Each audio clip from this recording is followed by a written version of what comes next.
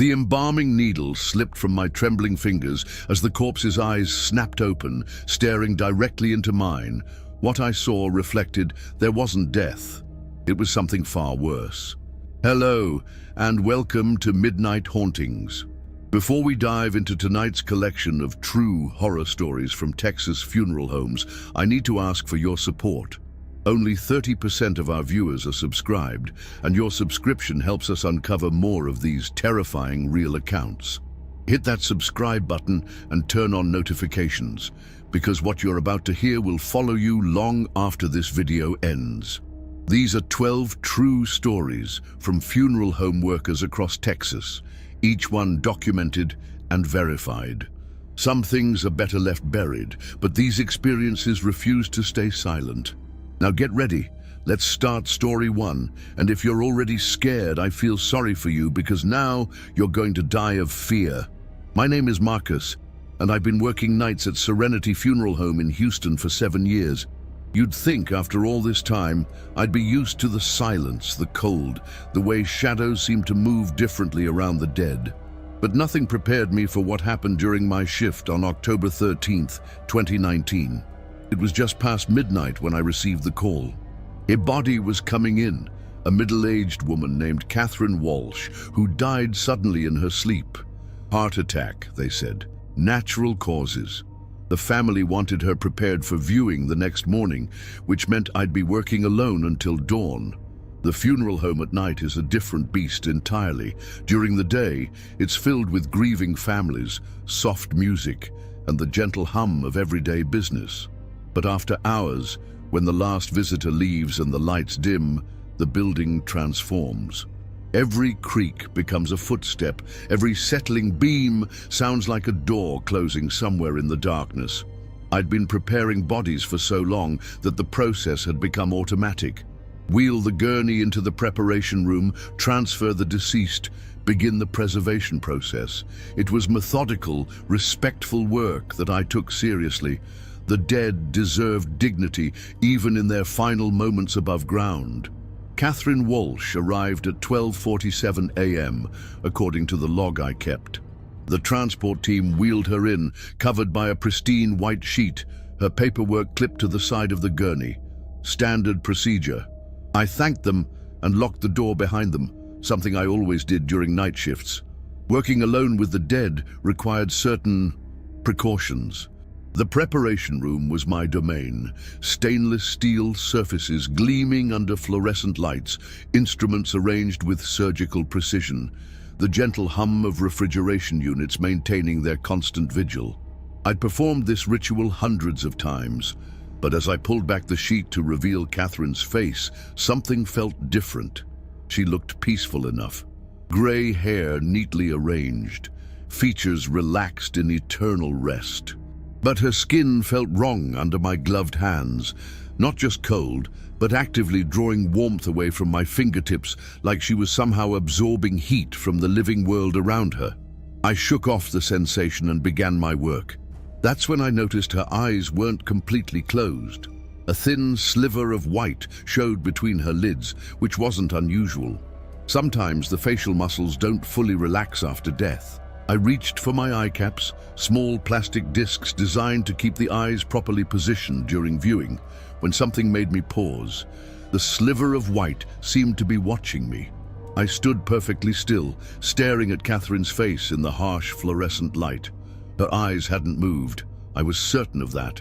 Dead people don't move. But the feeling of being observed crawled up my spine like ice water, making the hair on my arms stand on end beneath my scrubs. "Just your imagination, Marcus," I whispered to myself, the sound of my own voice somehow making the room feel less oppressive. 7 years of night shifts will do that to you. But as I leaned in to place the eye caps, Catherine's left eye twitched. Not the subtle muscle spasm of recent death, but a deliberate, conscious movement, like she was winking at me. I jerked backward, knocking over my instrument tray.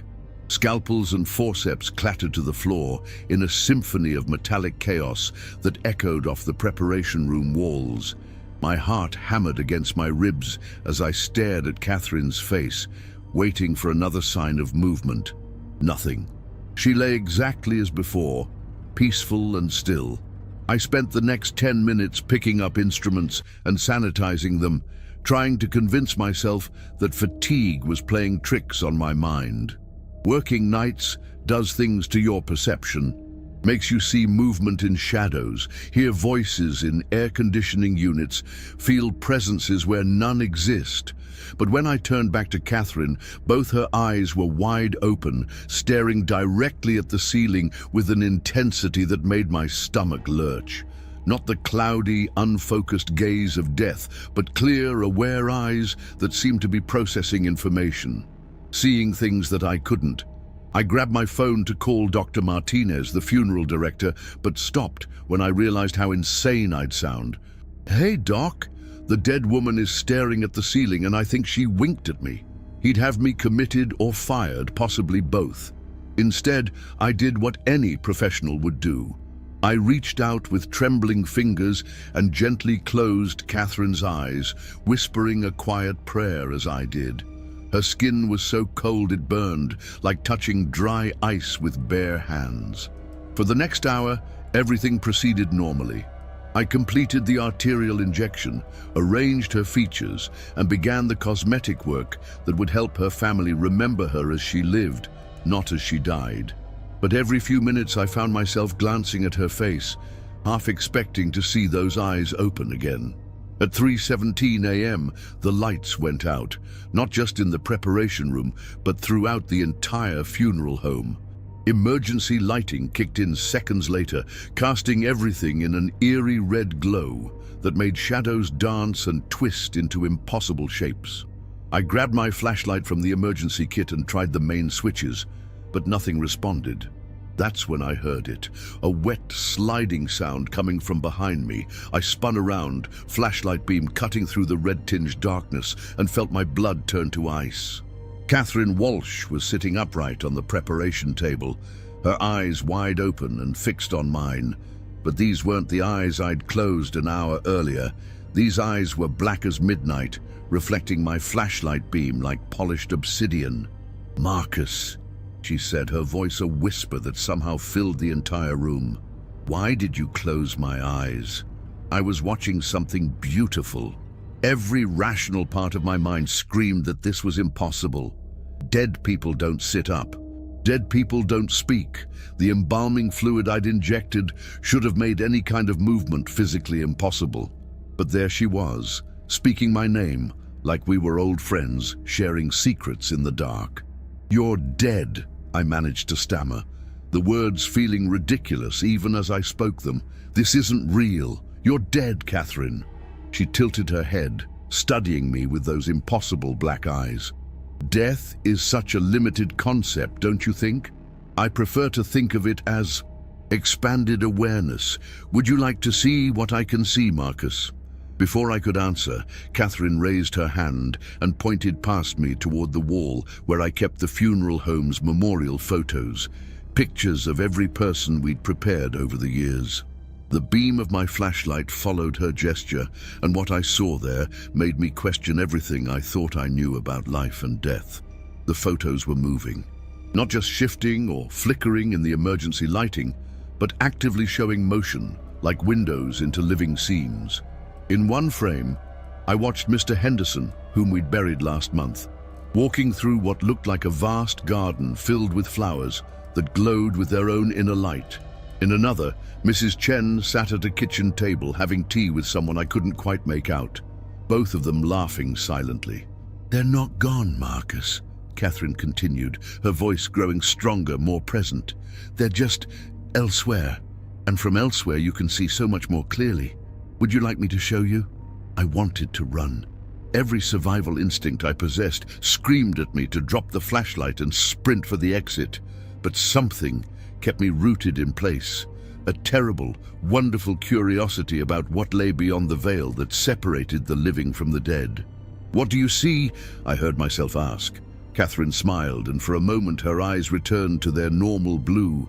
She looked peaceful again, almost maternal. "I see the threads, Marcus, the golden threads that connect every soul to every other soul. Some threads are bright and strong. Those are love, friendship, family bonds. Others are dark and twisted. Hatred, pain, unfinished business. She gestured again, and now I could see them too. Faint luminous strands extending from my chest, connecting me to people I loved, people I'd lost, even people I'd only met briefly, but who had touched my life in some small way. The threads stretched out through the walls, across the city, around the world, creating a vast web of human connection that pulsed with gentle light. Everyone who passes through your hands leaves a thread with you, Marcus. You've been collecting them for 7 years, storing them in your heart without even knowing it. That's why you can see me now, why you can hear me speak. You're more connected to our world than you realize. I understood then why I'd never been afraid of working with the dead, why the silence and solitude of night shifts felt comfortable rather than terrifying. Part of me had always existed in that space between worlds, tending to those in transition. But there's something else, Catherine continued, her expression growing serious. Something that doesn't belong in the pattern. A darkness that feeds on the threads, cutting them, consuming the connections between souls. It's been growing stronger, and it's coming here. The temperature in the room plummeted. My breath came out in visible puffs as frost began forming on the metal surfaces around us. The red emergency lighting flickered, and in the strobing darkness I saw shapes moving in the corners of the room. Not human shapes, but something angular and predatory, with too many joints and eyes that burned like dying stars. They're attracted to places like this, Catherine whispered urgently. Places where the veil is thin, where death and life intersect. They want to feed on the threads, Marcus. They want to cut everyone free and leave them floating in the void. The things in the corners began to move closer, and I finally understood why Catherine had awakened. She wasn't the horror in this story. She was trying to protect something far more precious than my own sanity. "What do I do?" I asked, surprised by how steady my voice sounded. "Light," she said simply. "They can't survive in true light. Not artificial light. That just creates more shadows for them to hide in. You need the light that comes from within, the light that travels along the threads." And I had no idea what she meant. But before I could ask for clarification, one of the shadow creatures detached itself from the wall and moved toward us. It had the general shape of a person stretched and distorted like a reflection in a funhouse mirror. Its face was a void punctuated by burning white points where eyes should be, and its fingers extended into razor-sharp claws that seemed to cut through reality itself. "Think about them," Catherine urged. "Think about everyone you've helped cross over. Remember their faces, their stories, the love their families felt for them. Feel the threads, Marcus." I closed my eyes and let my mind wander back through 7 years of quiet work. Mrs. Rodriguez, who'd made the most beautiful quilts and whose grandchildren covered her casket with handmade squares. Tommy Chen, just 16 when a drunk driver took his life, whose friends filled the viewing room with skateboards and guitar picks. Eleanor Washington, 93 years old and surrounded by 5 generations of family, when she passed peacefully in her sleep. Each memory brought warmth to my chest, and I began to see what Catherine meant about the threads. They weren't just connections between people. They were conduits for love, carrying the emotional energy that makes us human across the boundaries of death and time. The shadow creature had almost reached us when the light began to flow. It started as a gentle glow emanating from my heart, but quickly spread along invisible pathways that connected me to every person I'd ever helped prepare for their final journey. The light traveled through walls across the city, touching the graves of the dead and the hearts of the living who remembered them. The creature recoiled as if I'd struck it with a physical blow. Its form began to waver and distort, the burning points of its eyes dimming as the light grew stronger. "Yes," Catherine whispered, "now you understand. You're not just a funeral director, Marcus. You're a guardian of the threads, a keeper of connections. Every person you've touched has made you stronger." The light continued to intensify until the entire preparation room was filled with a warm golden radiance that banished every shadow. The creatures in the corners shrieked, a sound like breaking glass mixed with dying screams, and began to dissolve like smoke in sunlight. But as they faded, I heard something else. Voices. Hundreds of voices speaking in unison, thanking me for my care, my respect, my gentle hands that had prepared them for their families' final goodbyes. The threads connecting me to each of them pulsed with gratitude and love, creating a harmony that brought tears to my eyes. When the light finally dimmed, I found myself alone in the preparation room. The emergency power had restored, and Catherine Walsh lay peacefully on the table, her eyes closed and her features arranged exactly as I'd left them. If not for the lingering warmth in my chest and the faint smell of ozone in the air, I might have convinced myself the whole experience had been a hallucination, but I knew better now. I understood my role in the great web of human connection, and I felt the weight of responsibility that came with it. Those creatures, whatever they were, would return eventually. They always did, drawn to places where death and life intersected, hungry for the threads that bound souls together. I completed Catherine's preparation with new purpose, taking extra care with each detail. When her family arrived the next morning for the viewing, they remarked on how peaceful she looked, how the preparation had captured something essential about who she was in life. I didn't tell them about our conversation in the dark or about the creatures that had tried to sever their connection to her. Some truths are too large for the living world to contain. But now, whenever I work the night shift, I keep watch.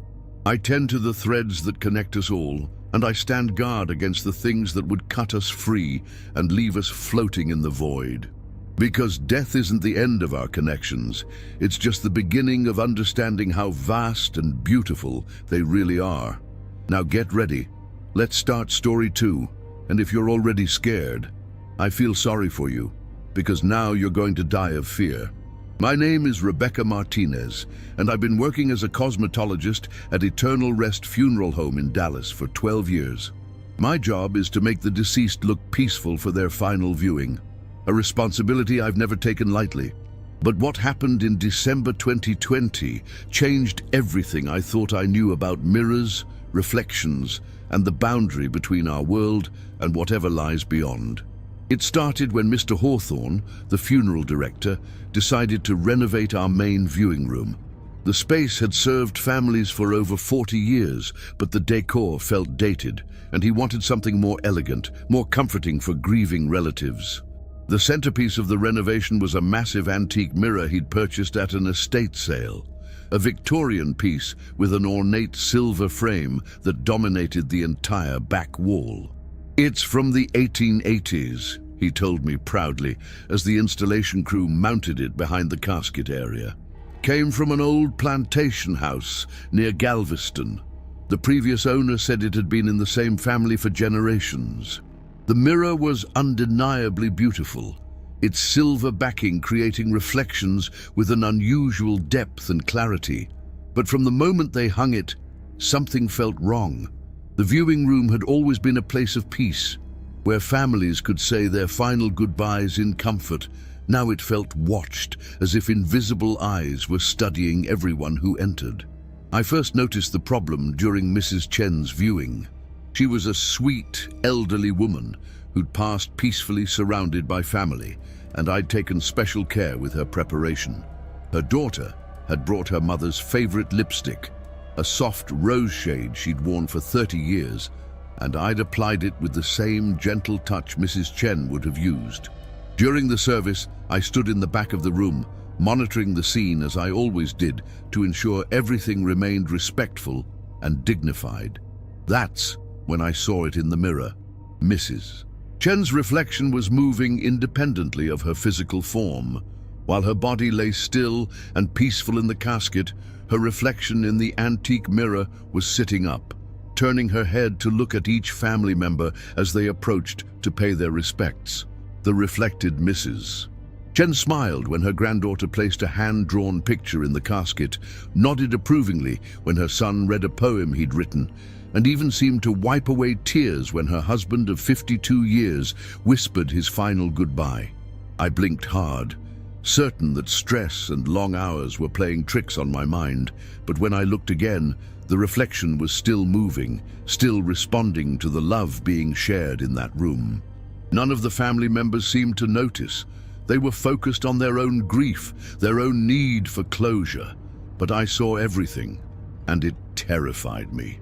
After the service ended and the family left, I stayed behind to prepare the room for the next viewing.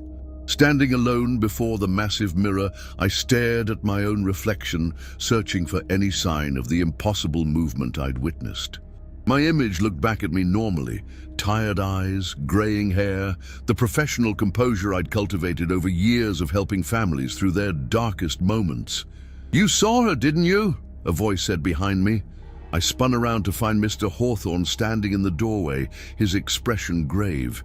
He'd been running the funeral home for over 20 years, and I'd never seen him look so unsettled. "I don't know what you mean," I lied, though my trembling voice betrayed me. He stepped into the room and gestured toward the mirror. "Mrs. Chen, you saw her reflection moving during the service. I've been watching people's faces during viewings since we installed that thing, and I can tell who sees them and who doesn't. You have the sight, Rebecca. About 1 person in 50 does." "The sight?" I asked, though part of me already understood what he meant. "The ability to see the dead as they truly are in their final moments before crossing over. That mirror doesn't just reflect our world. It shows the space between worlds, where souls linger before moving on. Most people can't see it, but those who can..."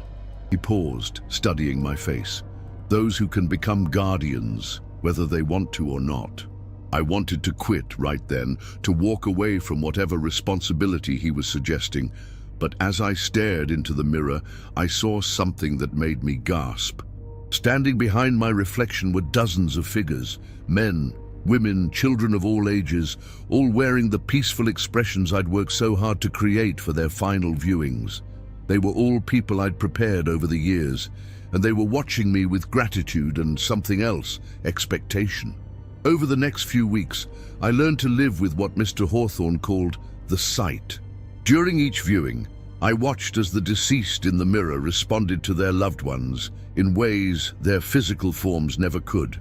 They smiled, cried, reached out to comfort the grieving, and sometimes even stood to embrace family members who would never feel their touch. It was beautiful and heartbreaking in equal measure, but not all the reflections were peaceful. During Mr. Thompson's service, a bitter man who died estranged from his children after years of alcoholism and abuse, his reflection spent the entire viewing pacing back and forth, gesturing angrily at family members who'd come more out of obligation than love. When his ex-wife approached the casket, his reflection actually lunged at the mirror's surface, causing ripples to spread across the glass like water disturbed by a thrown stone. "Some souls aren't ready to let go," Mr. Hawthorne explained when I described what I'd seen. "They carry their anger, their pain, their unfinished business into the space between worlds. Usually they work through it and move on, but sometimes..." "Sometimes what?" I pressed.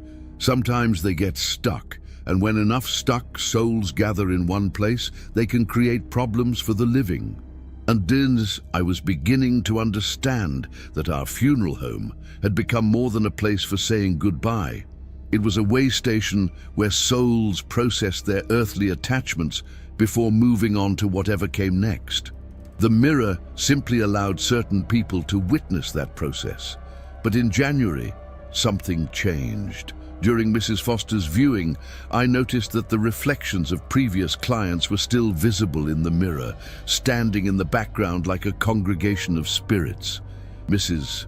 Chen was there, along with a dozen others I recognized from recent services. They weren't interfering with Mrs. Foster's moment. They seemed to be waiting for something. As the weeks passed, more reflections joined the gathering. The mirror began to feel crowded, filled with souls who should have moved on but remained anchored to our world. They watched each new arrival with increasing urgency, as if trying to communicate something important. The answer came during little Emma Rodriguez's service. She was only 6 years old, killed in a car accident that had devastated her family and shocked our entire community.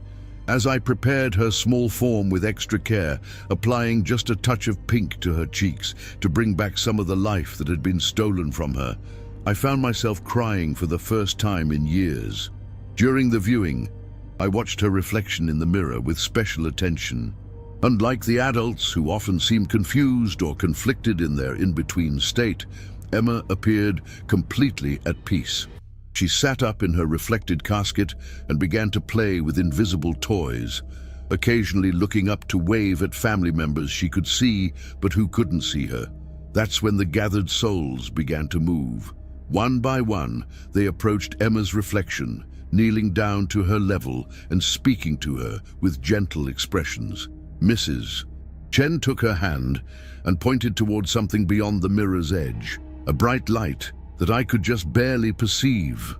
Emma nodded and stood up, her childlike trust allowing her to follow Mrs. Chen toward the light without fear. As they walked away together, other souls began to follow, forming a procession of spirits finally ready to complete their journey. But not all of them left. Mr. Thompson's reflection remained, along with several others whose faces were twisted with anger or sorrow. They pressed against the mirror's surface, leaving handprints that fogged the glass and made me shiver with sudden cold. After Emma's service, I approached Mr. Hawthorne with my observations. His face went pale as I described the growing congregation of stuck souls. "How many?" he asked urgently. "Maybe 15 or 20. They look hungry, desperate." He ran his hands through his graying hair and stared at the mirror with obvious fear. I was afraid this might happen. The previous owner warned me about the mirror's history, but I thought it was just superstition. What history? The plantation where it came from had a tragic past. During the yellow fever epidemic of 1867, they used the main parlor as a makeshift morgue. Dozens of people died in that room, and many of them were buried without proper rites because the local clergy had fled the area. The mirror witnessed all of it. Understanding dawned on me like a cold sunrise. It's not just showing us the space between worlds, it's trapping souls there. "And now we've been feeding it for months," he whispered. "God help us all." That night, I stayed late to research the mirror's origins. What I found in the funeral home's library and old newspaper archives made my blood run cold. The plantation house, where the mirror had hung for over a century, was known locally as the Weeping House, because visitors claimed to hear crying coming from its walls. Multiple families had owned the property over the years, but none stayed long. Children reported seeing faces in the mirror that weren't their own reflections. Adults complained of feeling watched, of catching glimpses of figures in their peripheral vision. One family in the 1920s had lost 3 children to what doctors called wasting sickness. The kids simply stopped eating and drinking until they died, as if something were draining their life force. The pattern was clear. The mirror didn't just trap souls, it fed on them, growing stronger with each spirit it captured. And now it was doing the same thing to the peaceful dead who passed through our funeral home. I had to act, but I couldn't do it alone. The next morning, I called Father Mendez from St. Catherine's Church, explaining as much as I dared without sounding completely insane. To his credit, he listened carefully and agreed to come that evening for what I described as a blessing of troubled spirits. Mr. Hawthorne was initially resistant to involving clergy, worried about the funeral home's reputation. But when I described the handprints I'd seen forming on the mirror's surface during the night, handprints that appeared and disappeared like breath on glass, he reluctantly agreed. Father Mendez arrived at sunset, carrying a leather satchel filled with sacred oils, holy water, and prayer books that looked centuries old. He was a small man in his 60s, but his presence filled the viewing room with calm authority. "Show me," he said simply. As we stood before the mirror, the trapped souls began to appear. They pressed against the glass from the other side, their faces distorted by desperation and hunger. "Mr. Thompson was at the front, his reflection clawing at the mirror's surface while others crowded behind him, all of them reaching toward our world with grasping fingers. Father Mendez studied them for a long moment, then began to pray in Latin. The souls recoiled as if his words were physical blows, but they didn't disappear. If anything, they became more agitated, more violent in their attempts to break through. "The mirror has become a prison," he said, continuing his prayers while speaking to me. "These souls can't move on because they're being held here against their will. We need to break the binding, but that will release them all at once." "Is that dangerous?" He met my eyes gravely. "Very. Some of these spirits have been trapped for decades, and they're consumed with rage. When we free them, they may try to take their anger out on the living before they realize they can finally move on." The ritual took hours. Father Mendez anointed the mirror's frame with holy oil while reciting prayers of liberation, while I stood ready with blessed salt to create protective circles around us. The trapped souls grew increasingly violent as the binding weakened, their reflections becoming distorted and monstrous. At midnight, something changed. The mirror's surface began to ripple like water, and cracks appeared in the silver backing. The soul's screams became audible, a choir of anguish and rage that made the windows rattle and sent books tumbling from shelves. Then, suddenly, silence. The mirror's surface went completely black, as if we were looking into an abyss. For a terrifying moment, I thought we'd made things worse. But then, slowly, light began to appear on the other side. The same bright glow I'd seen Emma follow when she finally moved on. One by one, the trapped souls turned away from us and walked toward that light. Even Mr. Thompson's twisted reflection straightened and regained its human appearance as decades of rage and confusion fell away. He looked back at me once, and I saw gratitude in his eyes before he followed the others into whatever lay beyond. When it was over, the mirror reflected only our own tired faces. Father Mendez packed his tools while I swept up the salt and tried to process what we'd accomplished. "Will there be more?" I asked. "There are always more," he replied sadly. "But now you know how to help them. The sight isn't a curse, Rebecca, it's a calling. These souls need advocates, people who can see them when they're lost and help them find their way home." The next day, Mr. Hawthorne moved the mirror to storage, but I knew my real work was just beginning, because in every reflection, in every surface that could show more than the physical world, there were souls waiting for someone who could see them, and now I could see them all. Now get ready, let's start story 3, and if you're already scared, I feel sorry for you because now you're going to die of fear. My name is David Herrera, and I run the music program at Grace Memorial Funeral Home in San Antonio. For 15 years, I've been providing comfort to grieving families through carefully chosen hymns and classical pieces played during services. Music has the power to heal, to connect us with memories of happier times, and to ease the transition between life and whatever comes after. But in August 2018, I encountered a piece of music that seemed designed for an entirely different purpose. It arrived as part of an estate donation from the Blackwood family, whose matriarch had passed away at the age of 97. Margaret Blackwood had been a piano teacher and collector of musical instruments, and her family donated several pieces to our funeral home in her memory. Among them was an antique music box that immediately caught my attention. The box was exquisite, hand-carved mahogany with mother-of-pearl inlays depicting angels and flowers. It was clearly European, probably late 19th century, and in remarkable condition despite its age. The craftsmanship was extraordinary, with intricate mechanisms visible through a small glass window in the side.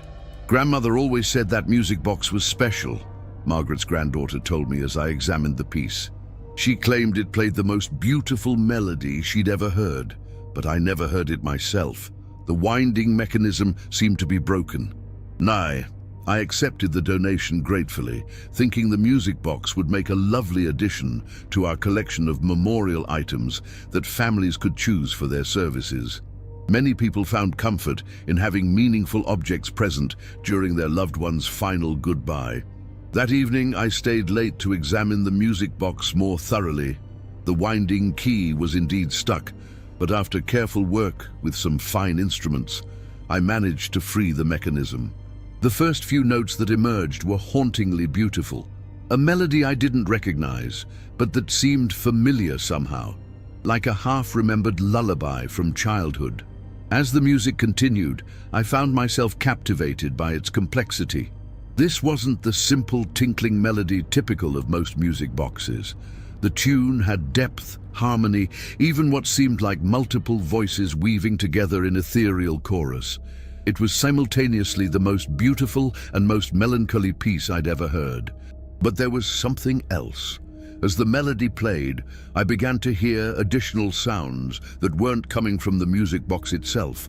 Whispers, so soft they might have been my imagination, seemed to accompany the tune. They rose and fell with the musical phrases, creating an otherworldly harmony that made my skin prickle with recognition. When the music finally wound down, the funeral home felt different. The familiar space where I'd worked for over a decade suddenly seemed vast and filled with presence. Not threatening exactly, but aware, like I was no longer alone. Over the next few days, I found myself returning to the music box again and again.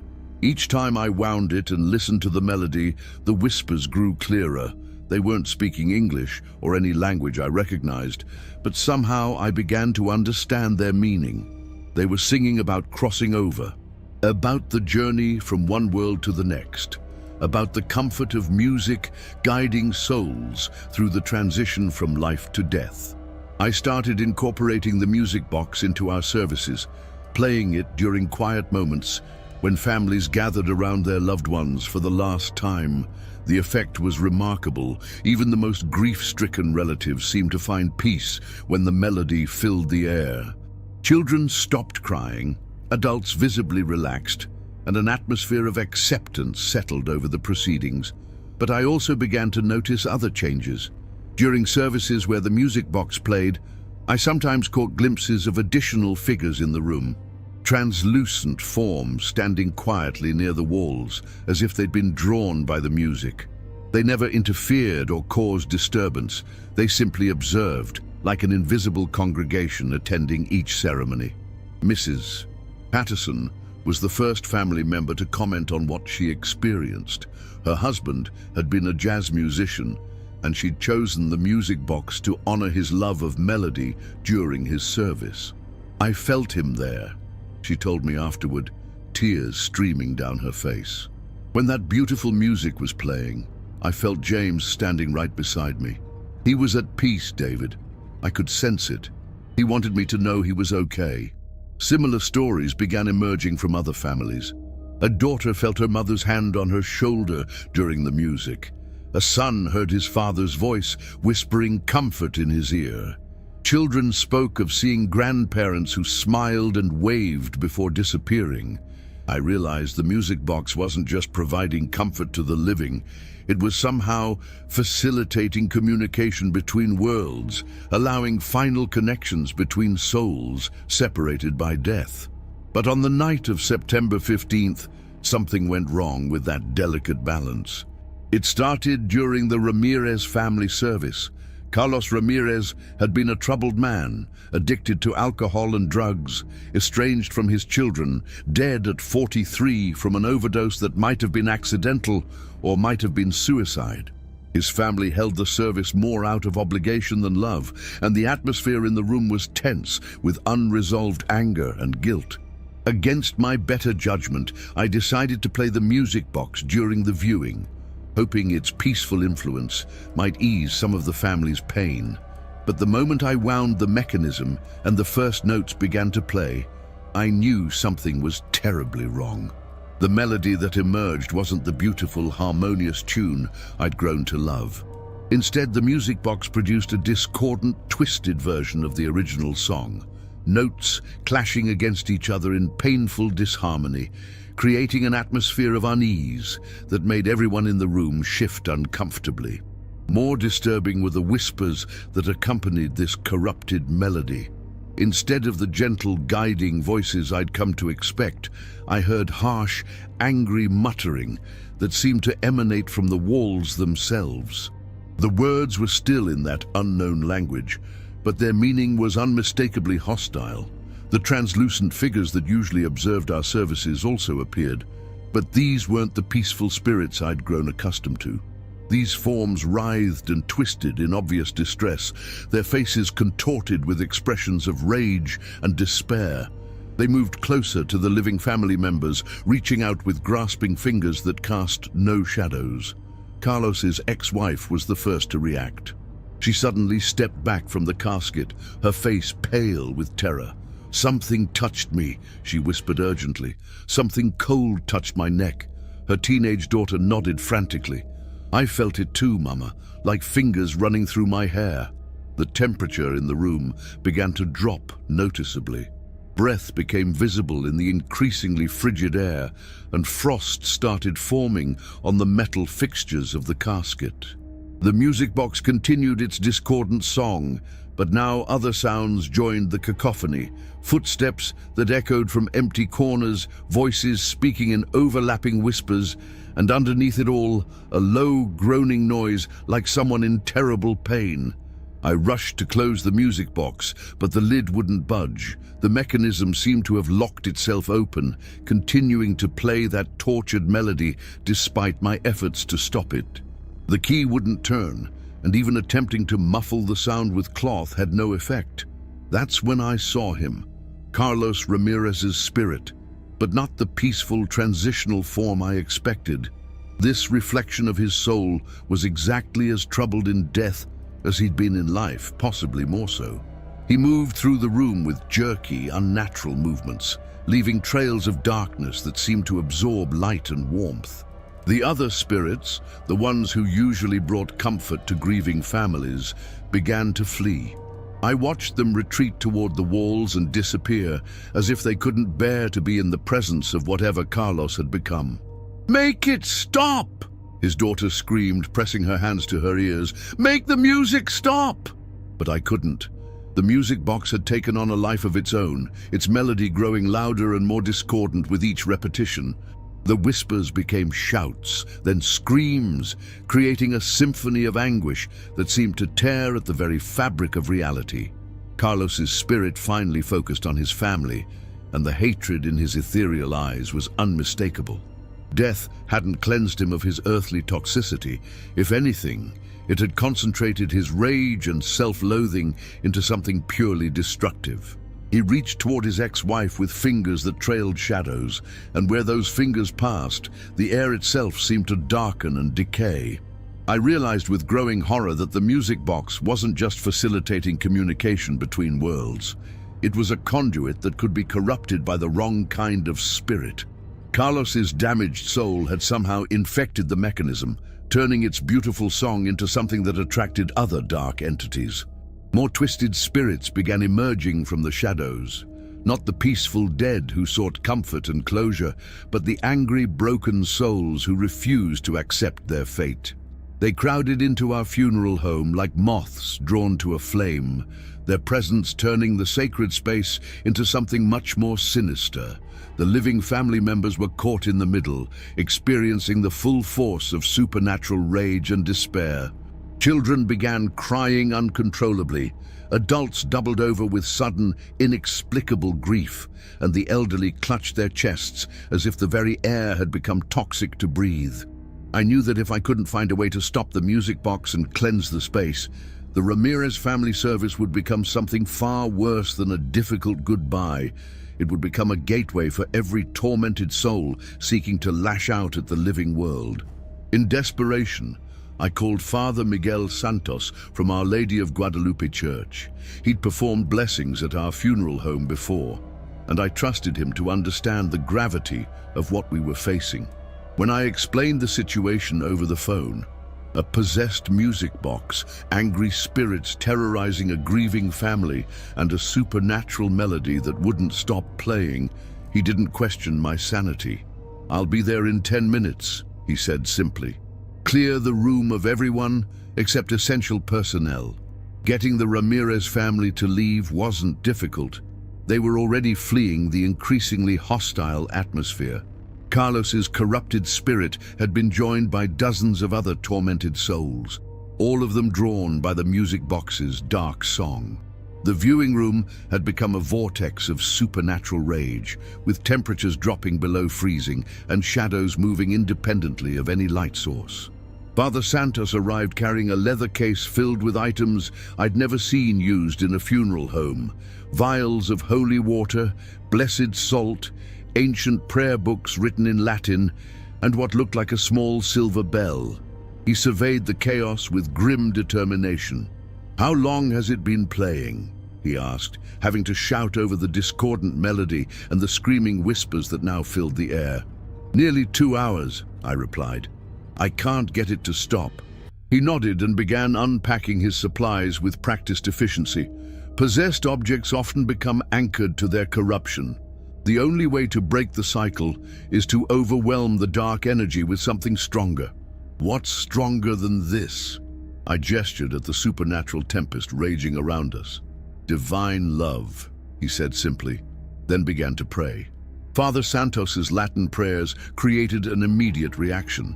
The angry spirits recoiled as if his words were physical blows, their forms becoming less solid and more frantic. The music box's melody faltered for the first time, its mechanical precision disrupted by the priest's intervention. But Carlos's spirit fought back. His form solidified into something more terrifying than human, a shadow creature with burning eyes and claws that left actual scratches on the walls. He lunged at Father Santos, who calmly continued his prayers while sprinkling holy water in a protective circle around us. "The music box is the anchor," Father Santos called out over the supernatural chaos. "We need to break its connection to the corrupted spirit, but that means getting close enough to perform a direct blessing." I understood what he was asking.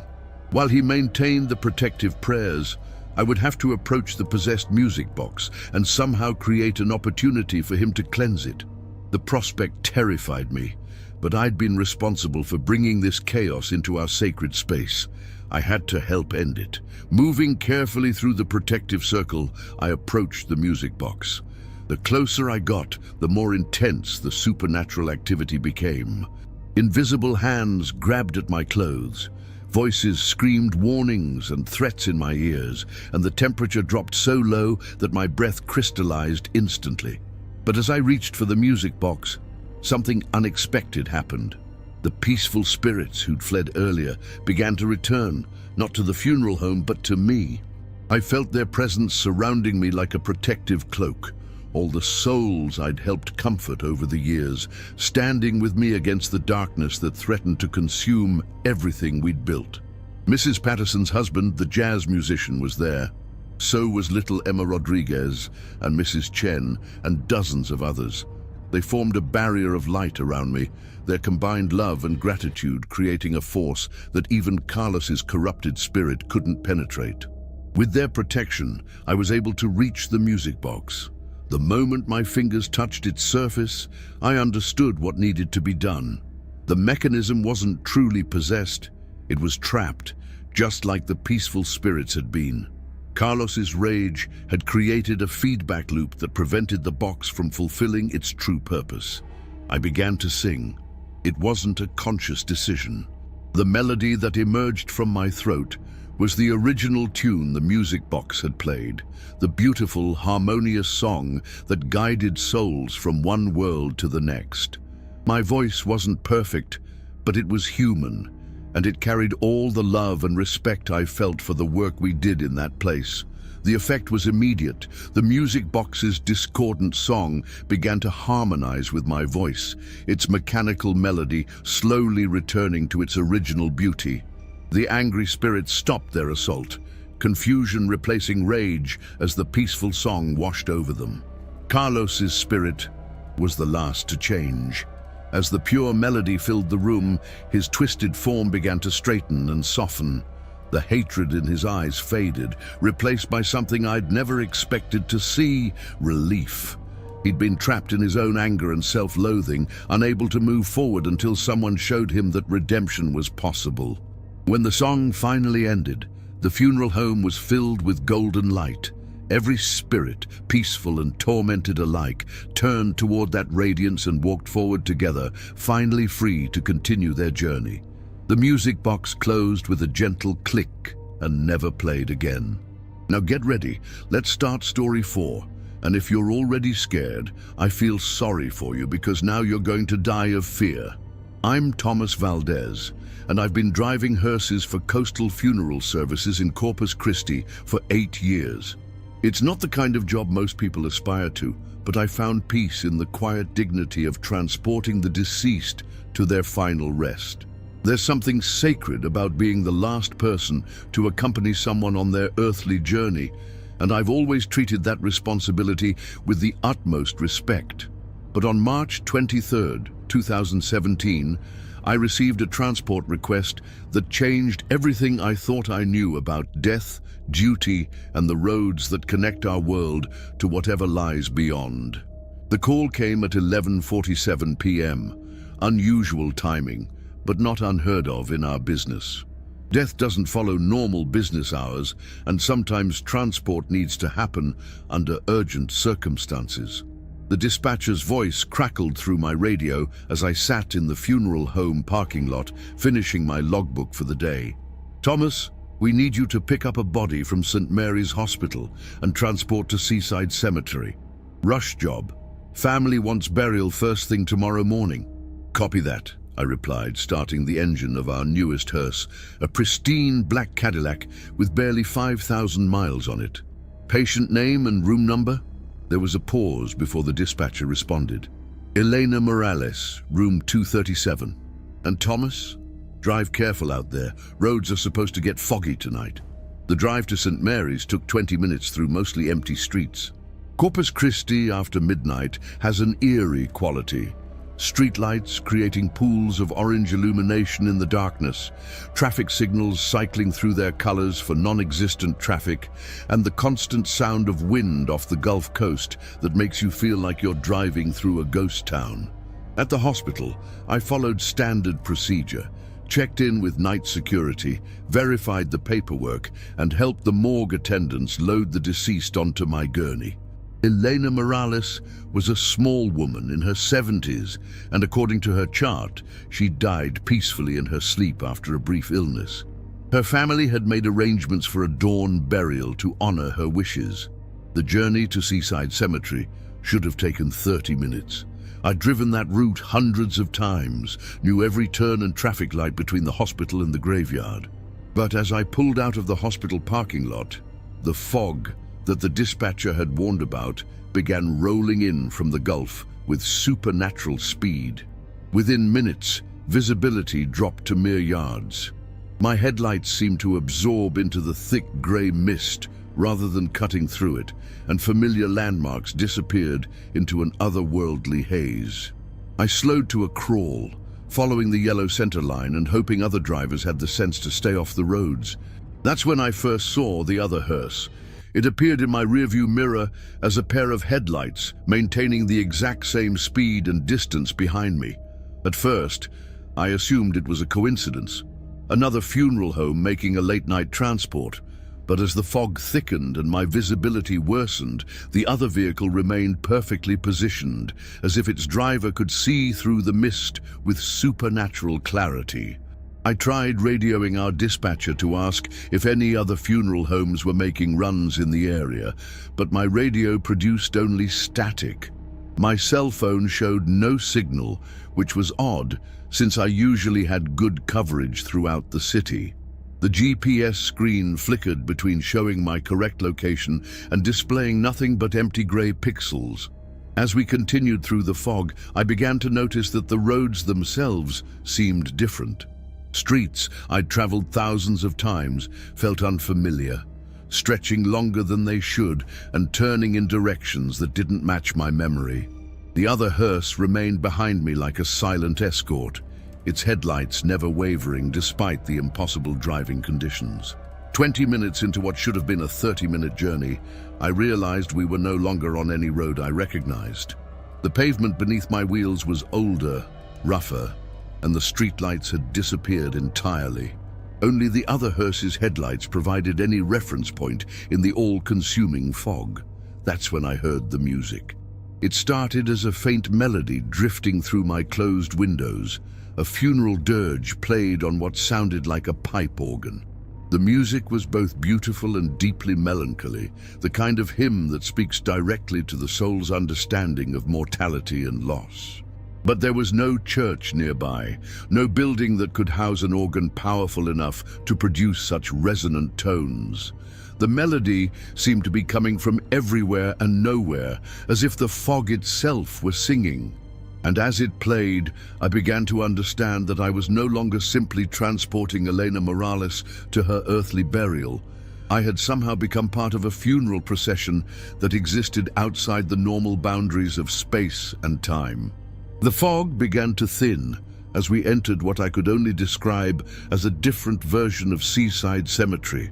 The familiar headstones and monuments were there, but everything seemed older, more weathered, as if I was seeing the graveyard as it would exist after centuries of time had passed.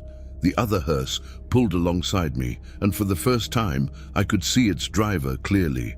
He was dressed in clothing from another era, a formal black suit with a high collar and top hat that belonged to the late 1800s.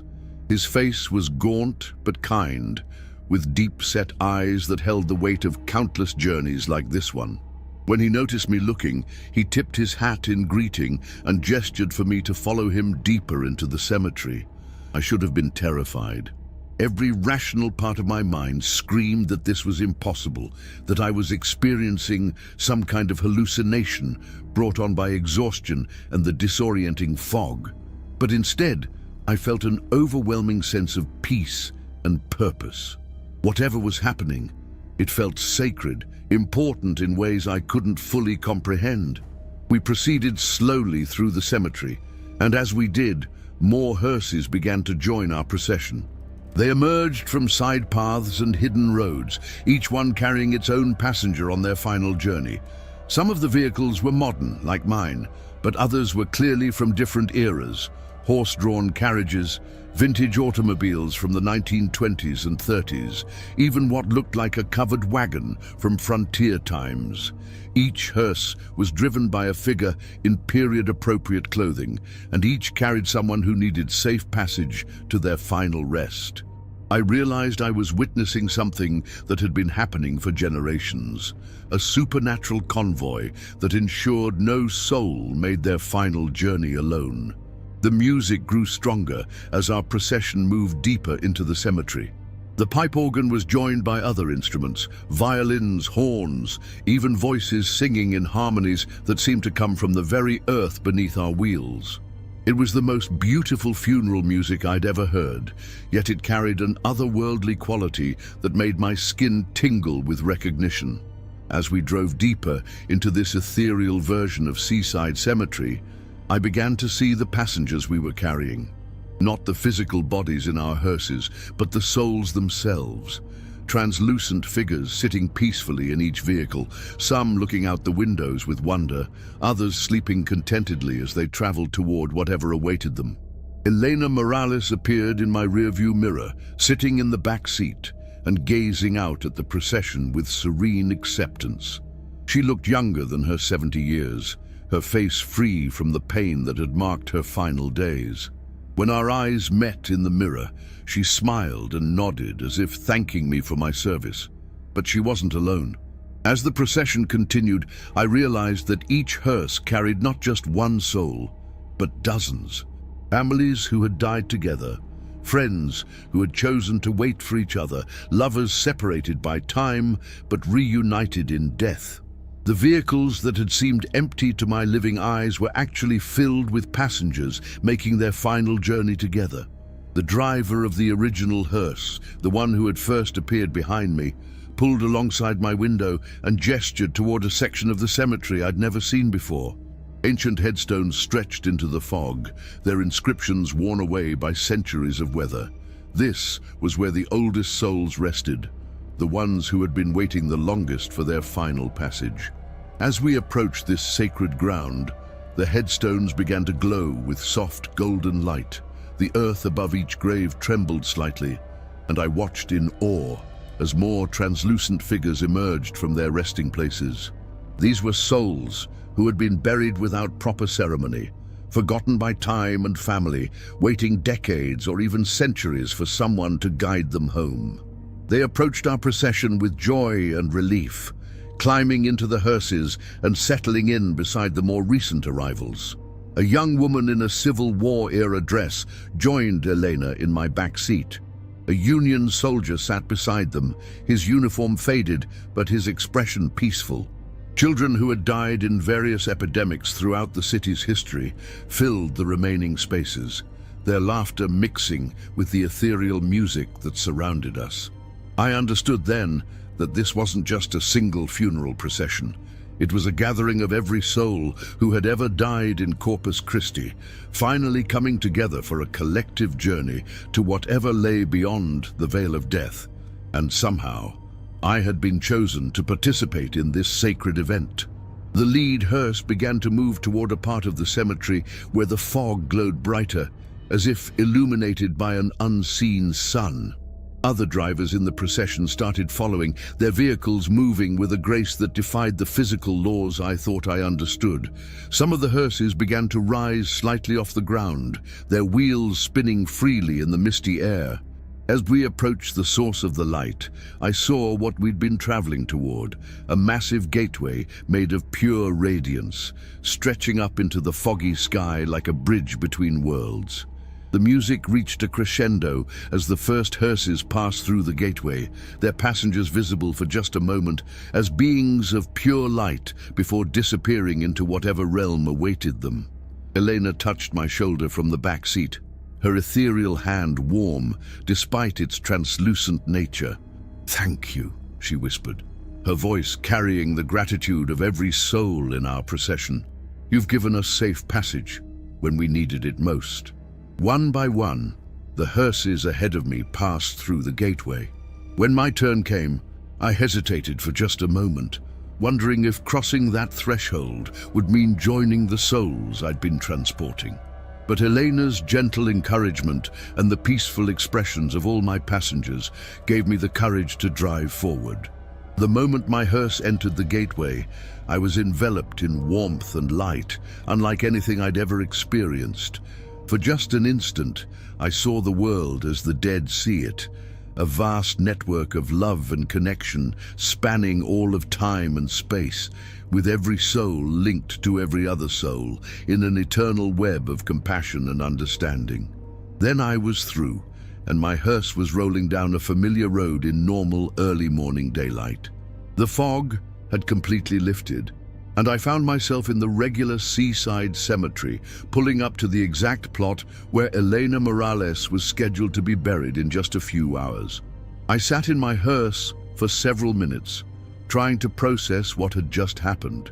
The sun was rising over Corpus Christi, painting the cemetery in warm, golden light that seemed pale compared to the radiance I'd witnessed in that other realm. My radio crackled back to life, and my cell phone showed full signal strength.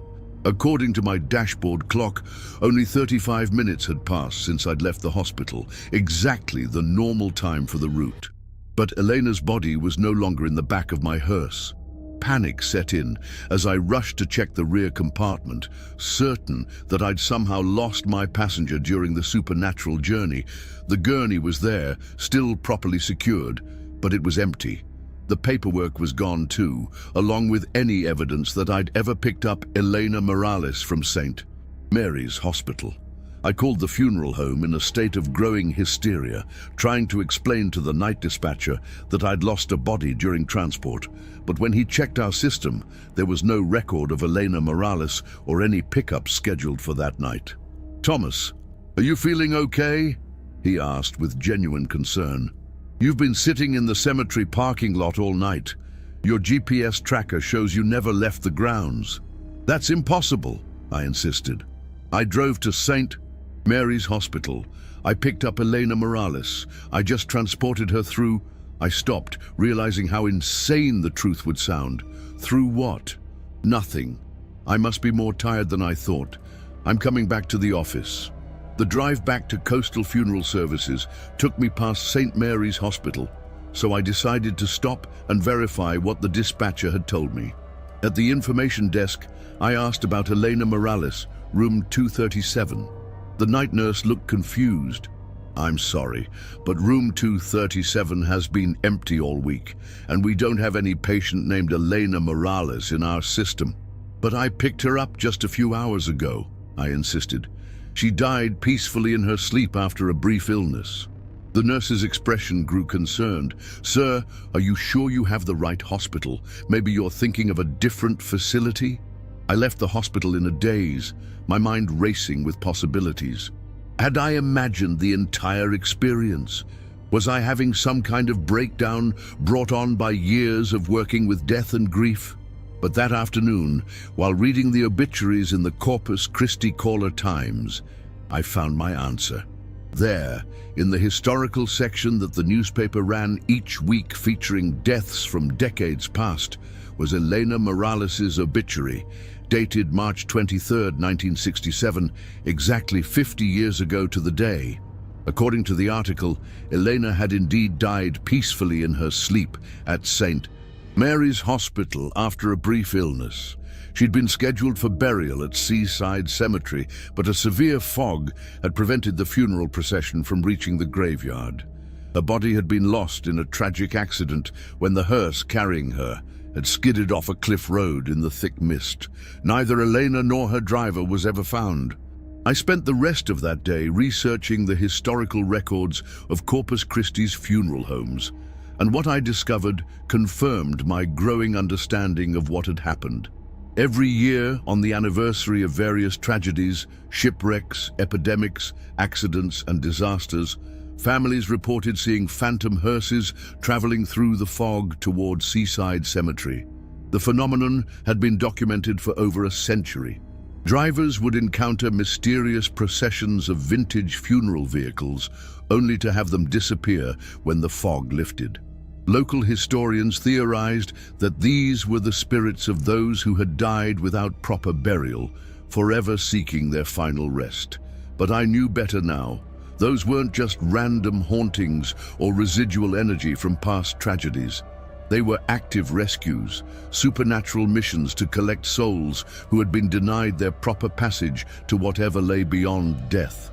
And somehow, I had been chosen to participate in Elena's 50-year journey home. Over the following months, I began paying closer attention to the anniversary dates of local tragedies. Whenever fog rolled in from the Gulf on significant nights, I would drive to Seaside Cemetery and wait. Sometimes nothing happened, but on certain occasions, usually when the conditions were just right, I would see them again. The phantom hearses, carrying their precious cargo of souls who had been waiting decades or even centuries for safe passage. And each time, I understood my role a little better. I wasn't just a driver for the living world's funeral services. I was part of an eternal network of guides helping the dead complete their final journey. The last time I saw the procession was 6 months ago, during a particularly thick fog that reminded me of that first supernatural night. This time, I recognized several of the drivers from previous encounters. They had become friends of sorts, fellow guardians in a sacred duty that transcended the boundaries between life and death. One of them rolled down his window as our vehicles traveled side by side through the ethereal mist. "Thank you for your service," he called out, his voice carrying the gratitude of countless souls.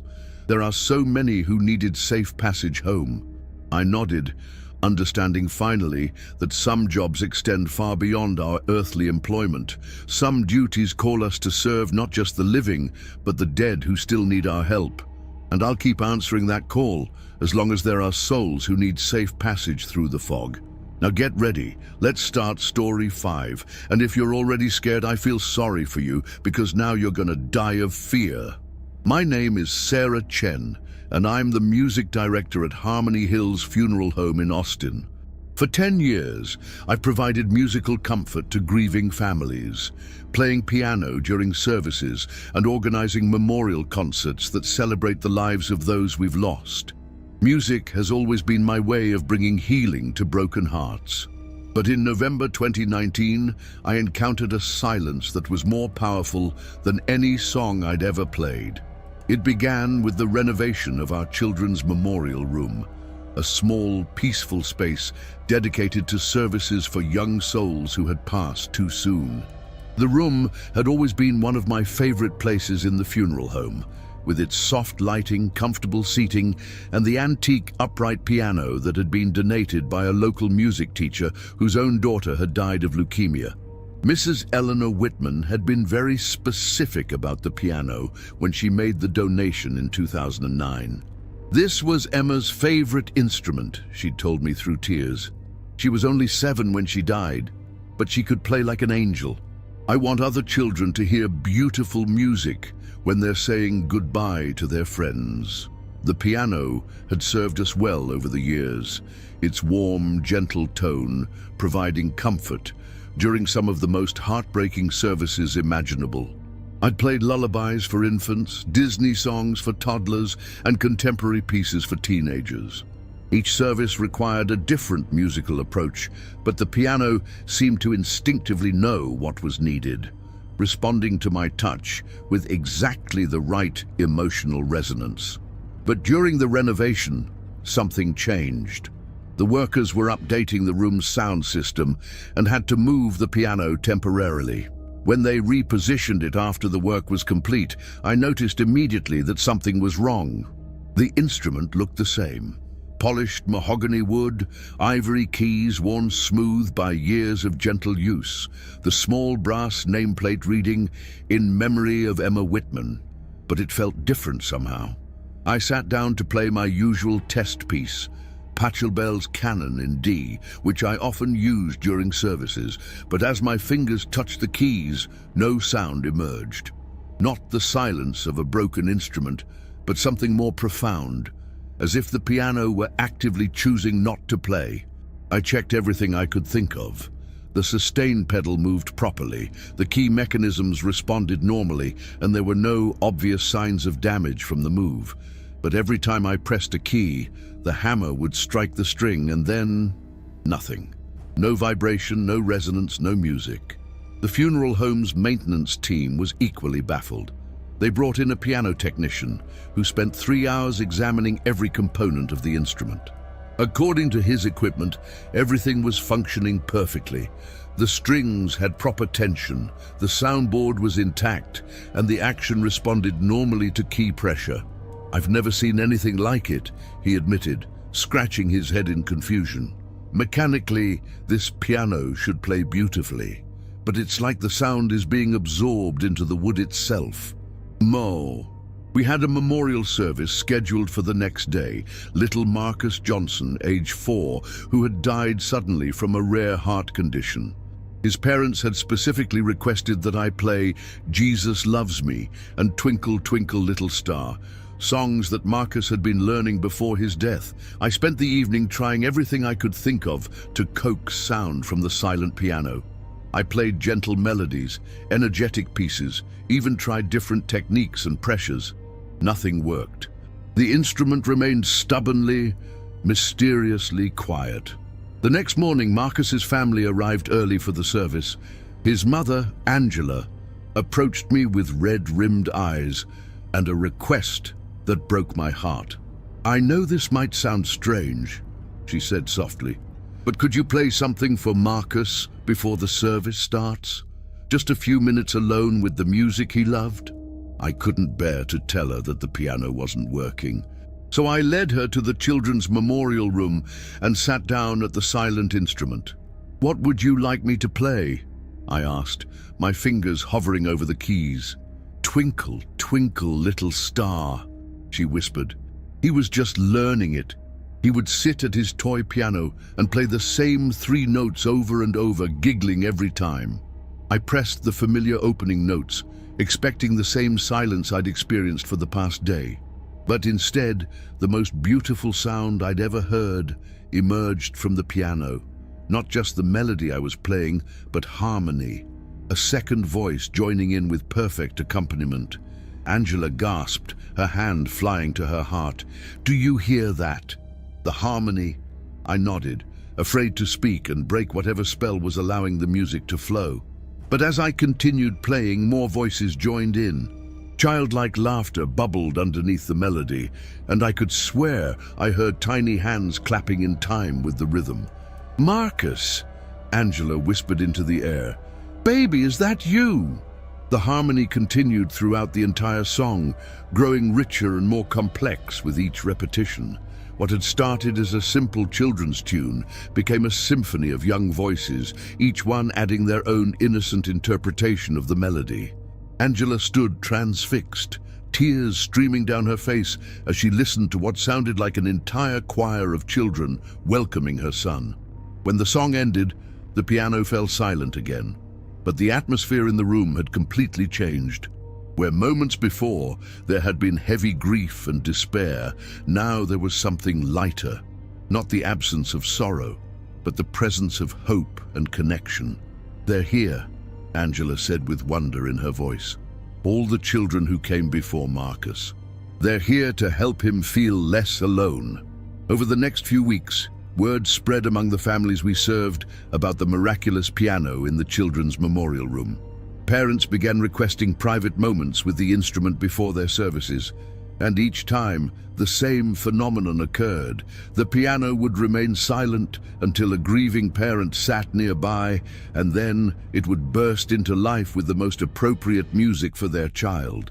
For little Sophia Martinez, who had loved ballet, the piano played Swan Lake with delicate precision, while invisible feet seemed to dance across the floor. For 8-year-old David Thompson, a baseball fanatic, it played "Take Me Out to the Ball Game" with such enthusiasm that his father swore he could hear cheering from an invisible crowd. But the most remarkable occurrence happened during Emma Rodriguez's service. Emma had been a musical prodigy, playing violin since age 3 and performing with the Austin Youth Orchestra before her death from a brain tumor at age 9. Her parents brought her tiny violin to the service, hoping to display it near her casket as a tribute to her passion. As I sat at the piano, preparing to play Ave Maria, Emma's favorite piece, something extraordinary happened. The piano began playing the accompaniment perfectly, but from somewhere in the room came the sound of a violin joining in. Not just any violin performance, but Emma's distinctive style, the way she would add little flourishes and emotional nuances that made every piece uniquely hers. Her mother, Maria, looked around the room with wonder. "She's playing," she whispered. "Emma's playing with you."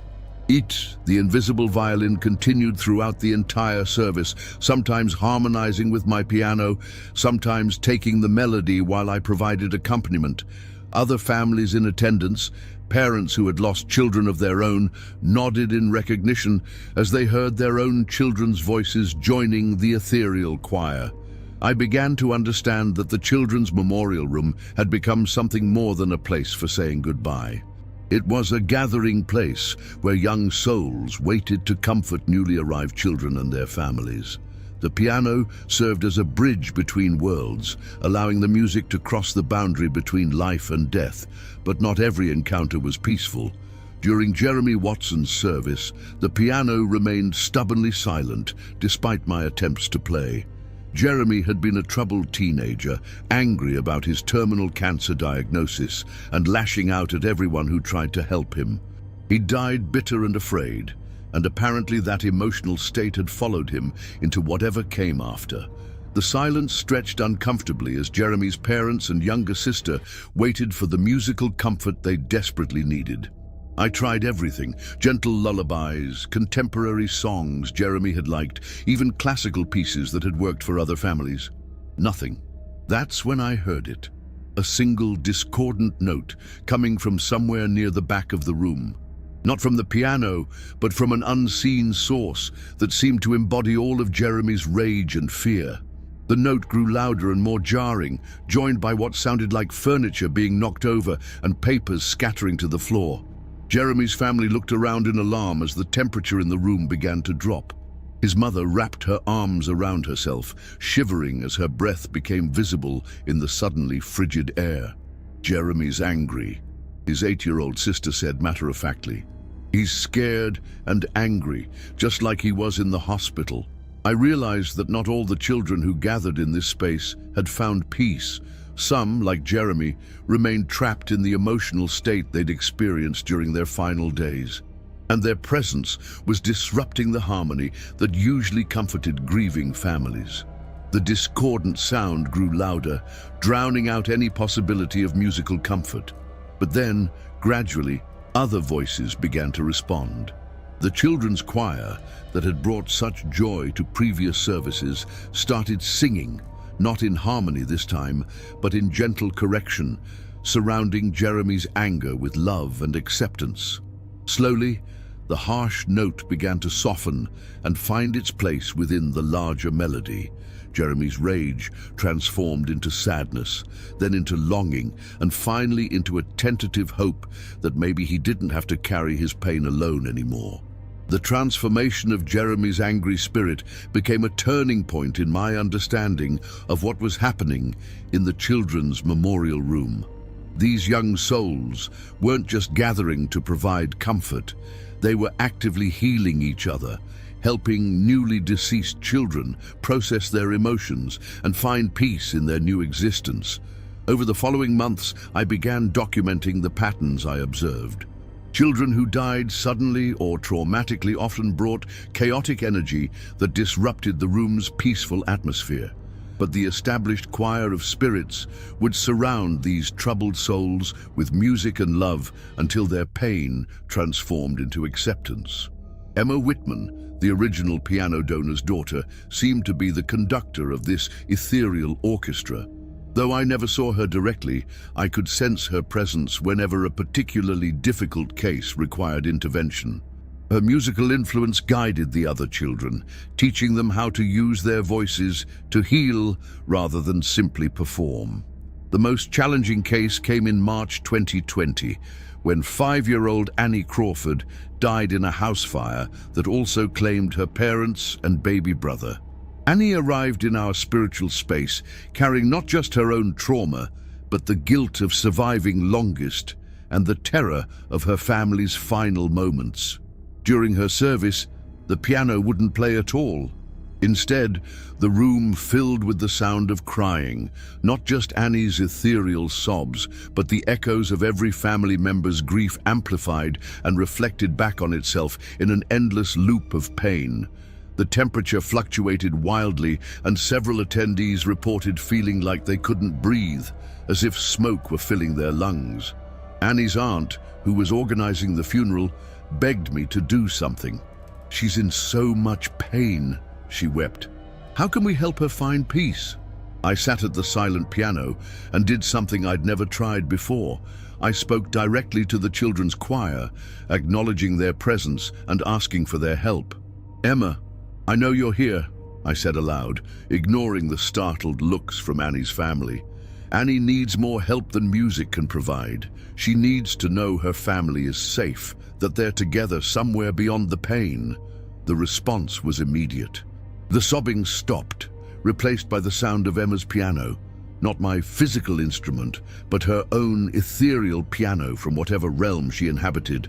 The melody was "You Are My Sunshine," played with all the simple joy of a 7-year-old who'd found her way home. Other voices joined in, and gradually the room filled with the sound of an entire family singing together. Annie's parents, her baby brother, even her grandparents who had died years earlier, all of them welcoming her with the song they used to sing during bedtime. Annie's aunt gasped as the temperature in the room warmed and the oppressive atmosphere lifted. "They're all here," she whispered in wonder. "The whole family is here for her." The reunion lasted for the entire service, with the invisible family sharing their favorite songs and creating an atmosphere of love that touched everyone present. When it was over, the piano played one final piece, a lullaby so gentle and peaceful that several attendees fell asleep in their chairs, their faces relaxed and comforted. That experience taught me that the Children's Memorial Room wasn't just a place where young spirits gathered. It was a healing center where families torn apart by death could be reunited and find peace together. The music was simply the medium through which that healing occurred. As word of these miraculous encounters spread, our funeral home began receiving requests from families across Texas. Parents who had lost children years earlier would drive hundreds of miles for the chance to experience one more musical connection with their little ones. I established specific hours for these visits, creating a sacred time when the living and the dead could commune through music. The piano would play differently for each family, sometimes offering comfort, sometimes providing closure, and occasionally facilitating conversations between parents and children that helped both sides process their grief and move forward. But the most profound healing occurred during a visit from Mrs. Eleanor Whitman herself. Now in her 80s, she came to the memorial room on the 10th anniversary of her donation, hoping to hear Emma play one more time. As she sat beside the piano, I played Chopsticks, the first piece Emma had learned. But as the simple melody filled the air, it was joined by the full children's choir, with Emma's voice leading them all in a joyful celebration of every child who had found peace in that sacred space. Mrs. Whitman listened with tears streaming down her face, and when the song ended, she spoke directly to her daughter. "I love you, Emma. Thank you for taking care of all the other children." The piano played a single perfect note in response, a note that somehow contained all the love between a mother and daughter, unbroken by death and strengthened by service to others. Since that day, I've understood my true calling.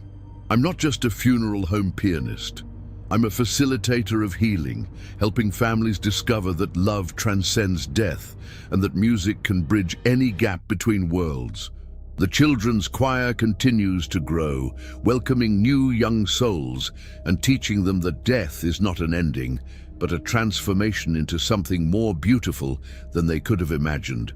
Subscribe and turn on notifications if these true stories are resonating with you, because we've only just begun to explore the mysteries that exist in the spaces between life and death. Now get ready. Let's start story 6, and if you're already scared, I feel sorry for you because now you're going to die of fear. I'm Dr. Patricia Reeves, and I've been a licensed embalmer in Beaumont for 18 years. Most people assume my work is purely clinical, a matter of chemicals, procedures, and preserving human remains for their final viewing. But anyone who has spent significant time alone with the dead knows that death is far more complex than medical science acknowledges. My story begins during the height of the COVID pandemic in January 2021. Our funeral home was overwhelmed with cases, and I was working double shifts to keep up with demand. The isolation protocols meant I was often alone in the preparation room for 12 to 14 hours at a time, with only the deceased for company. It was during one of these extended overnight shifts that I first noticed I wasn't truly alone. The body I was preparing belonged to Margaret Foster, an 87-year-old woman who had died peacefully in her sleep after a brief battle with pneumonia. Her family had requested a traditional service with an open casket, which meant careful attention to her appearance and positioning. As I worked, I followed my usual routine, checking the paperwork, photographing the deceased for reference, and beginning the arterial injection process that would preserve her remains. Margaret was a small woman with silver hair and hands that showed a lifetime of caring for others. Her granddaughter had mentioned that she'd been a nurse for 40 years before retiring. Around 2 a.m., as I was adjusting Margaret's facial features to create a peaceful expression, I noticed something unusual.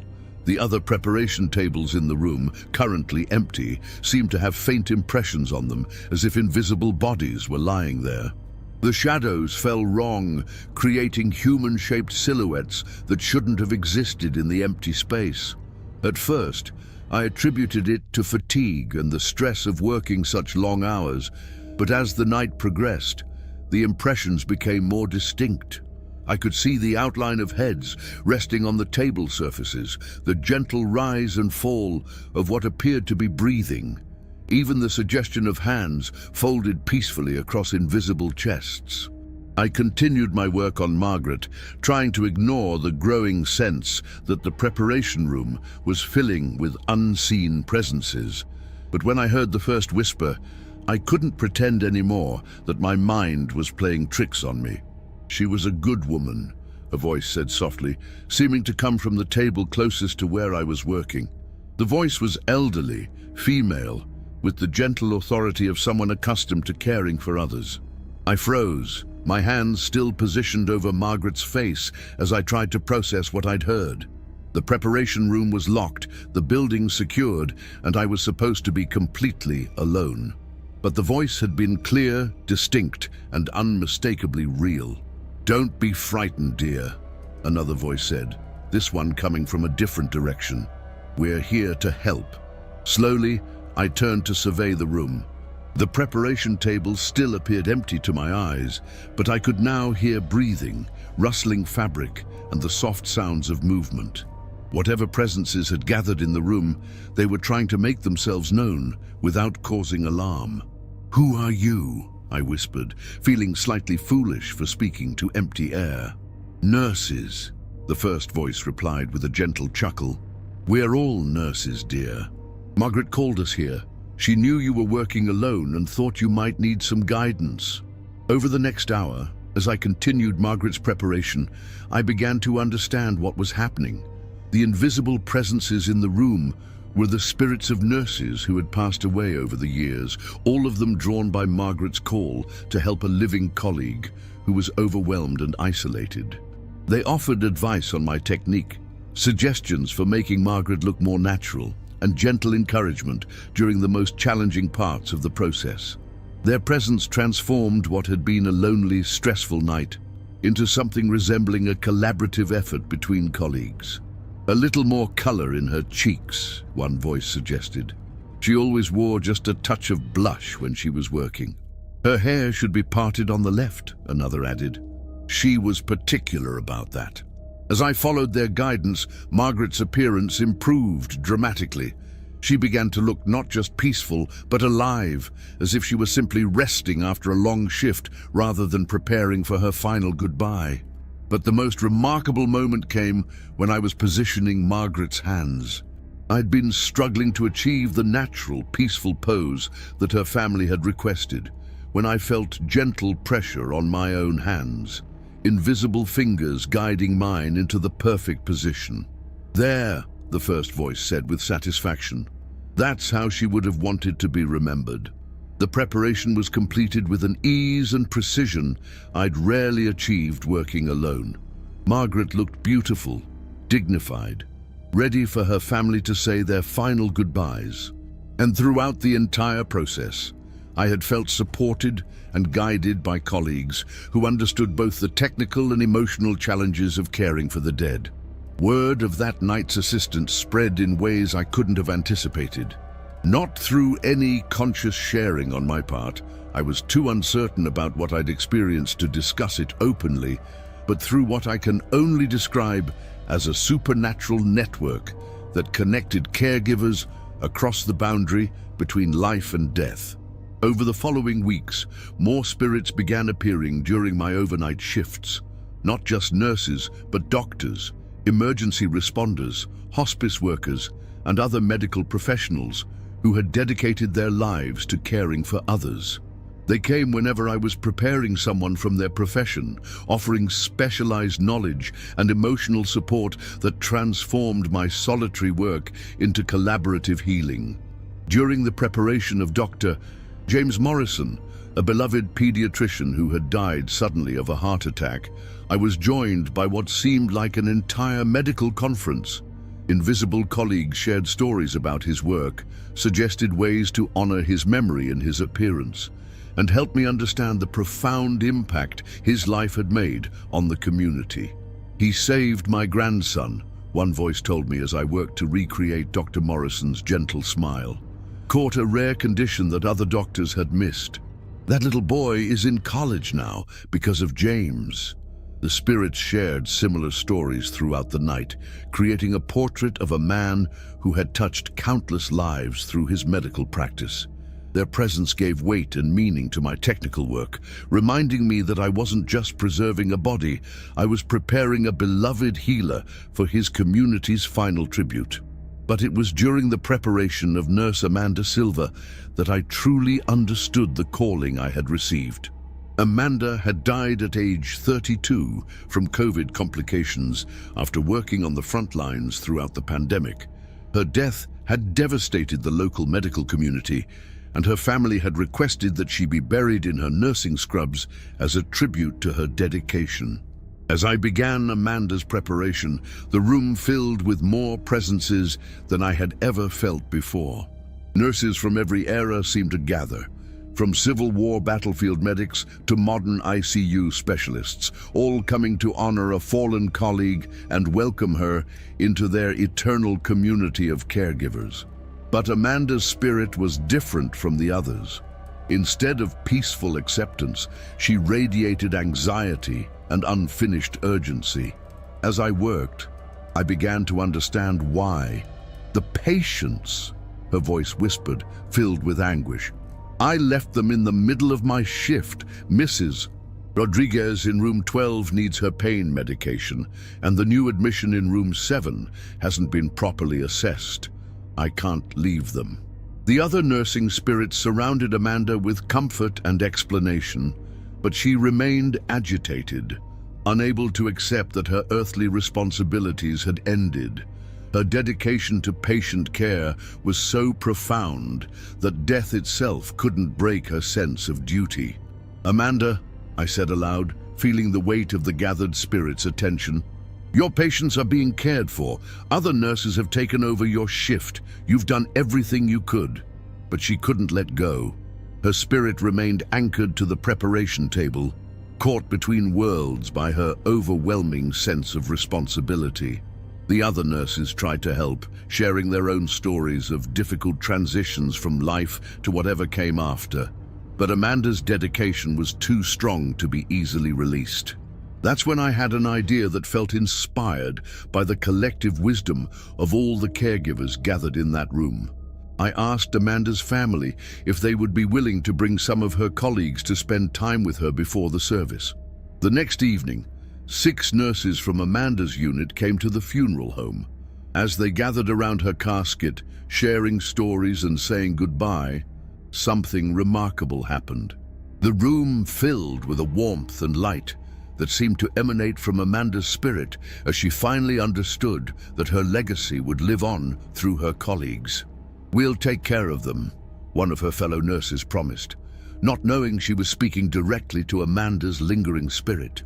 "We'll remember everything you taught us about compassion and dedication." With that assurance, Amanda's presence in the room shifted from anxiety to peace. I felt her spirit release its grip on earthly concerns and join the eternal community of healers who had come to welcome her. The experience taught me that my role as an embalmer extended far beyond technical preservation. I was facilitating transitions, helping both the dead and the living process the complex emotions surrounding death and legacy.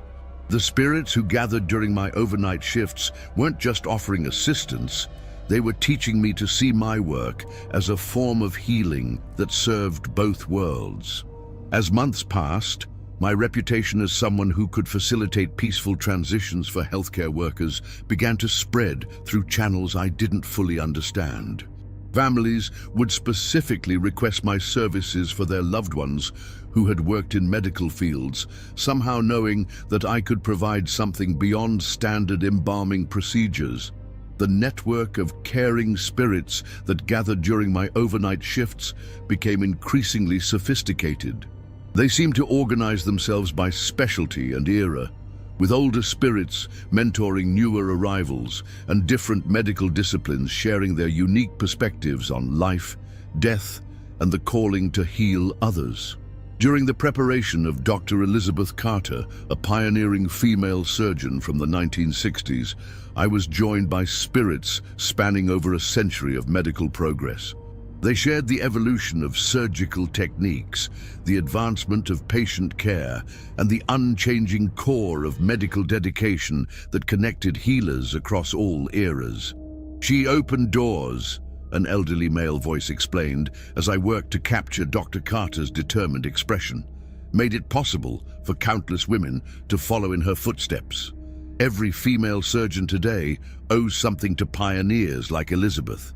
The spirits helped me understand not just the technical aspects of honoring medical professionals in death, but the emotional and historical significance of their contributions. Each body I prepared became a celebration of a life dedicated to healing, with invisible colleagues bearing witness to the impact their earthly service had made. But the most profound experience came during a mass casualty event in June 2021. A hospital transport helicopter had crashed, killing 4 medical personnel who were transferring a critical patient to a trauma center. All 5 bodies, the patient included, were brought to our funeral home within hours of each other. That night, as I prepared to work on multiple cases simultaneously, the preparation room filled with more presences than I had ever experienced. The spiritual gathering wasn't just local anymore. I could sense caregivers from across the country, even around the world, coming to honor their fallen colleagues and ensure they received the dignity they deserved. The helicopter pilot, Captain Maria Gonzalez, was a former Army medic who had continued serving in civilian life. As I worked on her preparation, military medics from multiple conflicts shared stories of battlefield medicine and the courage required to heal under fire. Dr.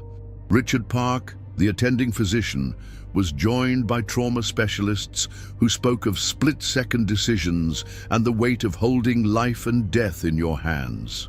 His spirit seemed to be processing the irony of dying while trying to save someone else. And his colleagues helped him understand that his sacrifice had meaning beyond the failed mission. Nurse Jennifer Walsh had specialized in pediatric intensive care, and her preparation was witnessed by children's nurses spanning generations. They created an atmosphere of such gentle protection that I found myself working with unusual care, as if handling the most precious thing in the world. But it was the patient, 7-year-old Timothy Chen, who had been being transported for emergency surgery, who brought the most unexpected gathering. Children's spirits filled the room, not just young patients who had died, but the inner children of every caregiver who had ever fought to save a life too young to lose. As I prepared Timothy's small form with extra tenderness, the adult medical spirits began to sing lullabies, children's songs, gentle melodies that created a cocoon of love around the boy who had died despite everyone's best efforts to save him. "He wasn't afraid at the end," a child's voice whispered. The nice nurse lady held his hand and told him he was going somewhere beautiful. That voice belonged to Jennifer Walsh's spirit, and through it I understood that her final act had been to comfort Timothy during their shared journey from life to death. In her last moments, she had continued to be what she had always been, a healer, a protector, a guardian of the vulnerable. The preparation of all 5 crash victims became a ceremony of honor that lasted through the entire night. Each spirit was surrounded by their professional community, welcomed into the eternal network of those who had dedicated their lives to healing others. The room filled with such powerful energy of service and sacrifice that I found myself crying, not from sadness, but from overwhelming gratitude for being allowed to witness such profound love in action. As dawn approached and I completed the final preparations, the gathered spirits began to share something I had never experienced before, their collective wisdom about the true nature of healing. Through whispered conversations that seemed to happen both in my mind and in the air around me, they revealed that death was not the end of a healer's journey, but a transformation into a different kind of service. "We continue to work," Dr. Carter's voice explained. "Not with physical hands anymore, but with love, guidance, and presence. Every time a living caregiver feels inspired to push through exhaustion, every time someone finds the strength to comfort a patient's family, every time healing happens against all odds, we're there, adding our energy to theirs. The network wasn't just a gathering of spirits, it was an active force in the world, supporting and strengthening every person who had chosen to dedicate their life to caring for others. The invisible colleagues who appeared during my overnight shifts were working professionals in a realm beyond physical death, continuing their mission to heal through different means.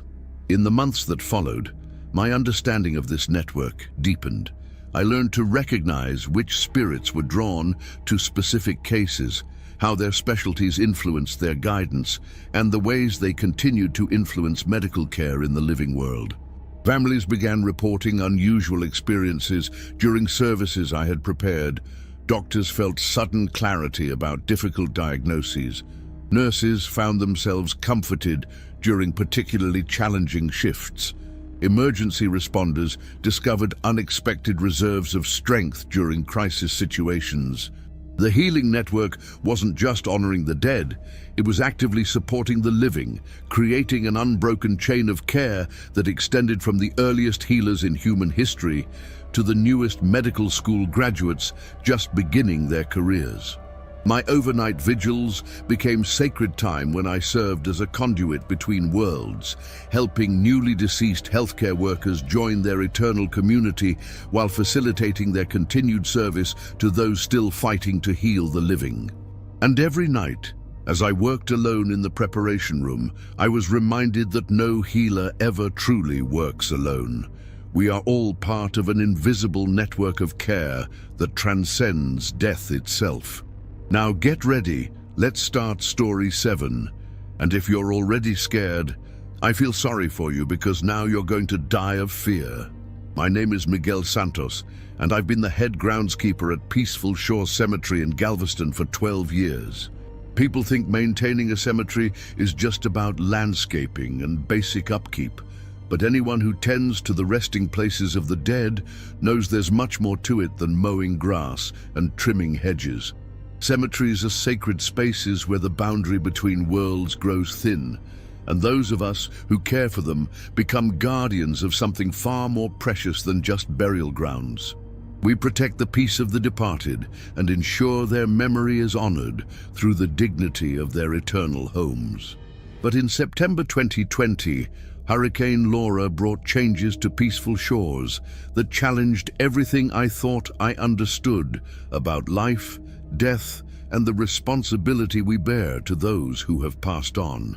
The storm hit Galveston with unprecedented fury, bringing storm surge, winds over 150 mph, and flooding that reached levels not seen since the Great Hurricane of 1900. I had secured what I could before evacuating, but no amount of preparation could have readied the cemetery for what Laura brought ashore. When I returned 3 days after the storm passed, I found devastation beyond anything I had imagined. Ancient oak trees, some over a century old, had been uprooted and lay scattered across burial plots like fallen giants. Headstones had been shifted, knocked over, or completely buried under debris. The storm surge had washed away topsoil, exposed caskets, and left behind a landscape that looked more like a battlefield than a place of eternal rest. But the physical damage was just the beginning of the challenges I would face.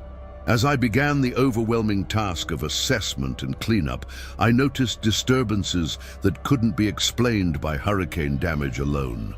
Freshly dug areas appeared overnight in plots that hadn't been disturbed by the storm. Tools I left in one location would appear elsewhere, always arranged in patterns that seemed intentional, but made no logical sense. Most unsettling was the sound of digging that I heard every night after sunset. Methodical, rhythmic work that seemed to come from multiple locations throughout the cemetery. When I investigated with my flashlight, I found no evidence of human activity, but the sounds continued until dawn, accompanied by what seemed like whispered conversations in languages I couldn't identify. On the fourth night after my return, as I worked late to clear debris from the oldest section of the cemetery, I finally encountered the source of the mysterious sounds. They emerged from the shadows between damaged headstones, translucent figures carrying ethereal shovels and other groundskeeping tools. At first, I thought the stress and exhaustion were causing hallucinations, but as my eyes adjusted to their presence, I realized I was witnessing something far more profound than my mind playing tricks on me. The figures were dressed in work clothes from different eras, some in overalls and simple shirts from the early 1900s, others in more modern uniforms. But all of them shared the same purposeful demeanor of people who understood the importance of their work and took pride in doing it well. "Don't be afraid," one of them said, his voice carrying the accent of old Galveston. "We're here to help restore what the storm took away." I watched in amazement as these spectral groundskeepers began working throughout the cemetery with supernatural efficiency. They moved fallen debris that would have taken me days to clear, straightened headstones with impossible precision, and began replanting areas where the hurricane had stripped away all vegetation. "Who are you?" I asked, my voice barely a whisper. "Former keepers of these grounds," the first spirit replied, pausing in his work to face me directly. "Every man who has ever tended this sacred space with love and respect. When disasters threaten the peace of those we've protected, we return to help restore what was lost." As the night progressed, I learned that I was part of a tradition stretching back to the cemetery's founding in 1847. Every groundskeeper who had ever worked at peaceful shores with genuine care for the dead became part of an eternal crew, ready to respond when the cemetery faced threats beyond what the living could handle alone. Heinrich Müller had maintained the grounds during the 1900 hurricane and knew exactly how to restore plots damaged by storm surge. Carlos Mendoza had worked through the devastating hurricane of 1915 and could identify which trees could be saved and which needed to be removed. Roberto Vasquez had maintained the cemetery during World War II and understood how to work with limited resources and makeshift tools. Each spirit brought knowledge from their era of service, creating a collective wisdom about cemetery care that no single living person could possess. They worked with love and dedication that transcended death, proving that some forms of service are so pure they continue beyond the grave. Over the following weeks, I developed a working relationship with the spectral groundskeepers that transformed both the cemetery's recovery and my understanding of my own role as its caretaker. They appeared each evening after sunset, working through the night to accomplish restoration tasks that would have been impossible for me to complete alone. But their help came with responsibilities I hadn't anticipated. The spirits couldn't interact directly with the modern world. They couldn't operate power tools, use contemporary materials, or handle the bureaucratic aspects of insurance claims and permit applications. They needed me to serve as their connection to the living world, implementing their guidance and providing the modern resources their eternal knowledge required. Heinrich Müller showed me which sections of the cemetery had been damaged by previous storms and had been improperly restored, creating weaknesses that Hurricane Laura had exploited.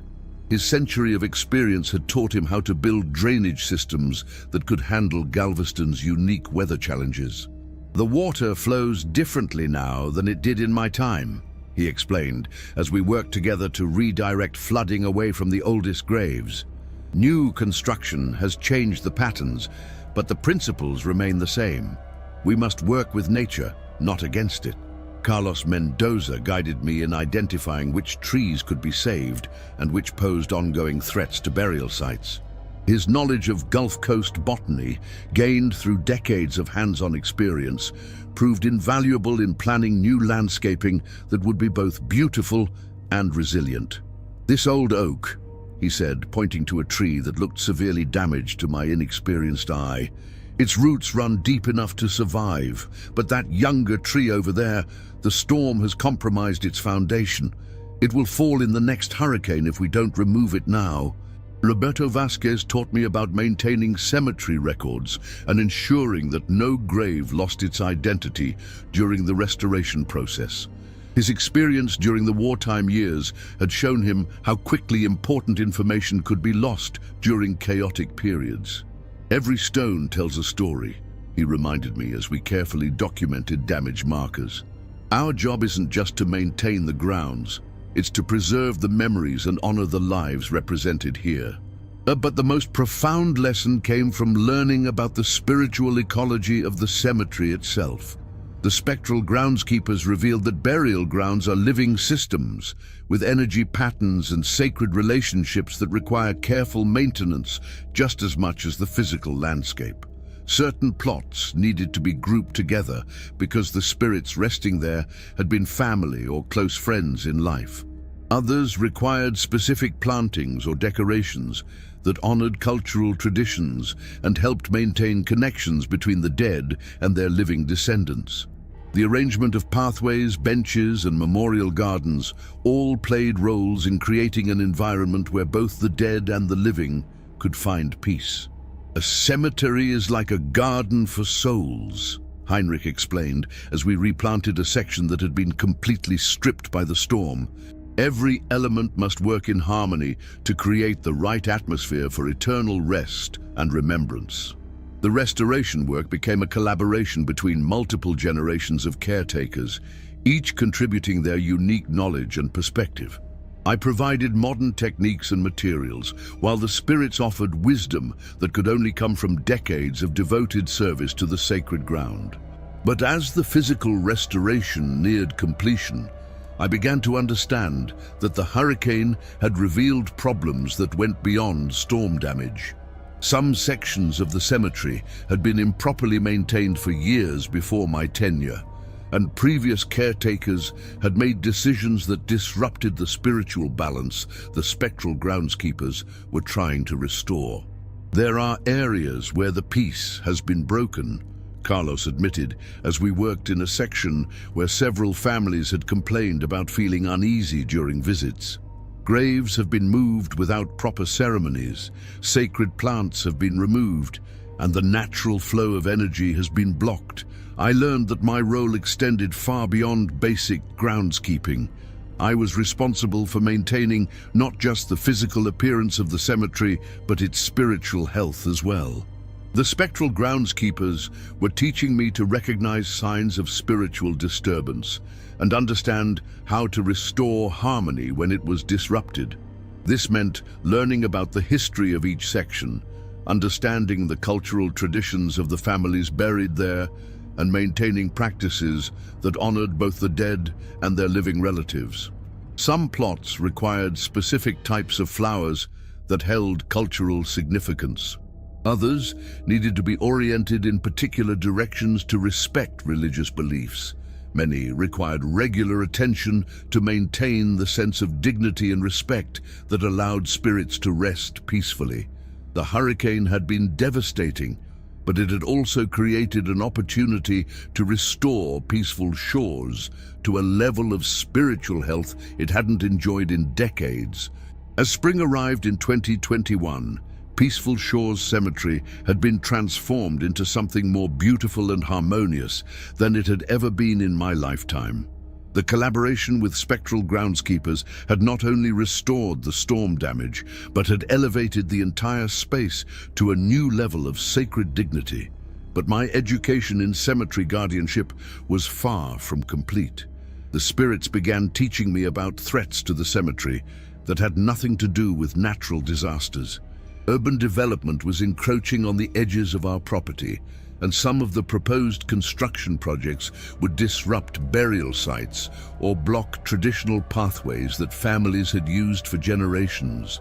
"Progress isn't always good for the dead," Heinrich warned as we surveyed a section where developers wanted to build a shopping center just beyond our fence line.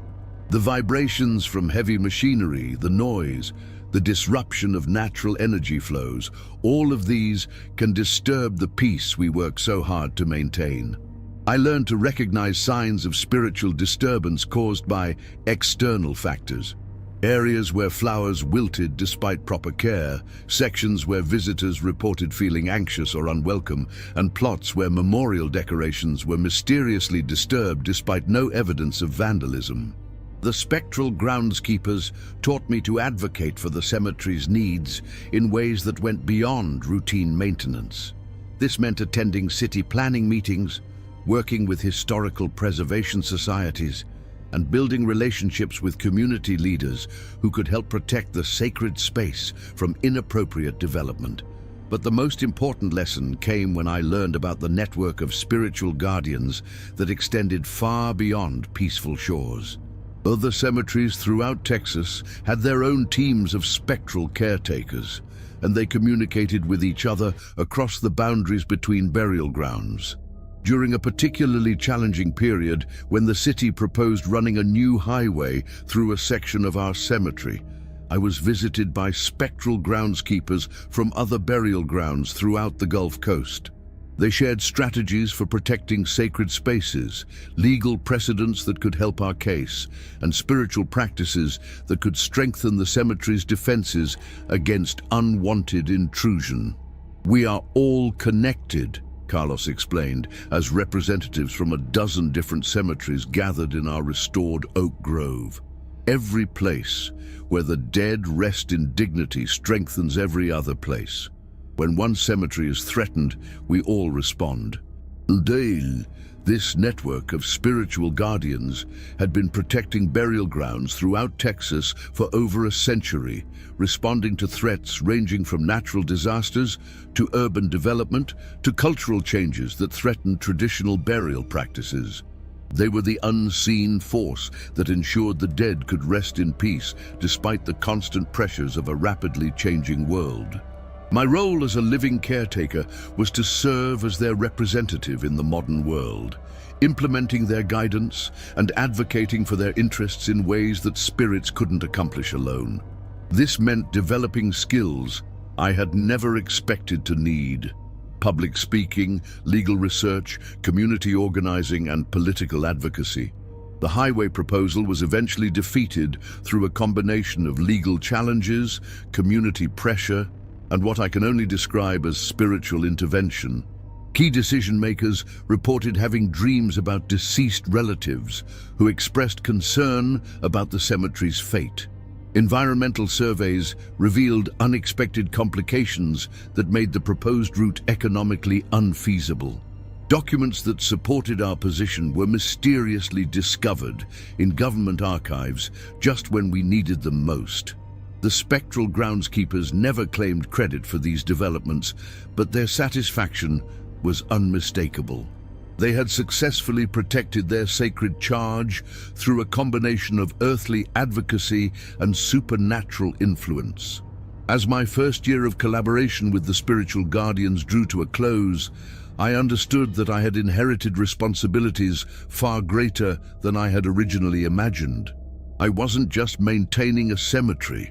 I was protecting a sacred space that served both the dead and the living, preserving traditions that connected families across generations, and maintaining spiritual balance in an increasingly chaotic world. The spectral groundskeepers gradually became less visible as the cemetery's restoration was completed and its spiritual health was restored. But I knew they remained present, ready to emerge whenever peaceful shores faced threats that required their intervention. Every evening as I completed my rounds, I would speak quietly to my invisible colleagues, updating them on the day's work and asking for guidance on upcoming challenges. Their responses came in various forms: intuitive insights about which areas needed attention, dreams that revealed historical information about specific plots, and the unmistakable sense that I was never truly working alone. The hurricane had been a disaster, but it had also been a revelation. I learned that some forms of service transcend death, that love for sacred work continues beyond the grave, and that those who dedicate their lives to caring for others become part of something eternal and beautiful. I am no longer just Miguel Santos, groundskeeper of Peaceful Shores Cemetery. I am Miguel Santos, guardian of sacred space, protector of eternal rest, and living representative of every caretaker who has ever tended these grounds with love and respect. And when my own time comes to join the spectral crew, I will continue this work with the same dedication I have learned from those who came before me. Now get ready, let's start Story 8. And if you're already scared, I feel sorry for you, because now you're going to die of fear. My name is Catherine Walsh, and for 23 years I've been the organist at Memorial Gardens Funeral Home in Fort Worth. Music has always been my way of providing comfort to grieving families, transforming their darkest moments into something bearable through the power of hymns, classical pieces, and sometimes contemporary songs that held special meaning for the deceased. But in April 2018, I encountered an instrument that challenged everything I thought I knew about music, memory, and the connections that bind souls together across the boundary between life and death. It began when Mr. Morrison, the funeral director, announced that we would be replacing our aging pipe organ with a magnificent antique instrument donated by the estate of Dr. Eleanor Hartwell, a retired music professor who had passed away the previous month. Dr. Hartwell had been a beloved figure in Fort Worth's classical music community, and her family felt that donating her personal organ to our funeral home would honor her lifelong dedication to bringing healing through music. The organ was a masterpiece, a 1920s Austin pipe organ with hand-carved wooden casework and over 2,000 individual pipes arranged in intricate patterns that seemed to reach toward heaven itself. When the installation crew finished setting it up in our main chapel, the instrument dominated the space with a presence that was both majestic and somehow alive. Dr. Hartwell played this organ every day for over 40 years, her daughter told me as I admired the craftsmanship. She said it was more than an instrument. It was a voice for expressing emotions too deep for words. I hope it brings the same comfort to your families that it brought to everyone who heard her play. I spent my first evening with the organ learning its unique characteristics. Each pipe organ has its own personality, its own way of responding to touch and interpretation. This instrument was remarkably responsive, seeming to anticipate my musical intentions and provide exactly the tonal quality each piece required. But there was something else, a sense that the organ retained memories of every piece Dr. Hartwell had ever played on it. As my fingers moved across the keys, I occasionally heard faint harmonies that I wasn't creating, subtle musical phrases that seemed to emerge from the instrument itself rather than from my conscious performance. The first service using Dr. Hartwell's organ was for Mrs. Rose Chen, an elderly woman who had been a piano teacher for over 50 years before her death. Her family had requested classical pieces that reflected her love of music, and I had prepared a program of Bach, Mozart, and Chopin that would honor her artistic legacy. But as I began playing the opening piece, Bach's Jesu, Joy of Man's Desiring, something extraordinary happened. The organ seemed to expand beyond its physical limitations, producing harmonies and counterpoint that I wasn't creating with my hands or feet. It was as if a second organist was playing alongside me, adding musical dimensions that transformed my simple performance into something transcendent. The family and other attendees noticed immediately. Mrs. Chen's granddaughter, herself an accomplished pianist, approached me after the service with wonder in her eyes. "That was the most beautiful organ music I've ever heard," she said. "It sounded like multiple people were playing, like there was an entire orchestra hidden in that instrument. How did you create such complex harmonies?" I couldn't explain what had happened, because I didn't understand it myself. My hands had played the written music, but the organ had somehow provided additional voices that created a musical experience far beyond what I had planned or practiced. Over the following weeks, the phenomenon occurred during every service, regardless of what piece I played. From traditional hymns to contemporary compositions, the organ would add its own mysterious harmonies, creating music of extraordinary beauty and emotional depth that left families and mourners profoundly moved. But the most remarkable experience came during the service for James Mitchell, a jazz musician who had played piano in Fort Worth clubs for over 30 years. His family had requested that I perform some of his favorite jazz standards, which was challenging since pipe organs aren't typically associated with jazz music. As I began playing Amazing Grace in a jazz style that seemed appropriate for James's musical background, the organ responded with something I had never heard before. The additional voices didn't just provide harmony. They swung, they improvised, they created the kind of complex jazz arrangements that would have required an entire band to perform.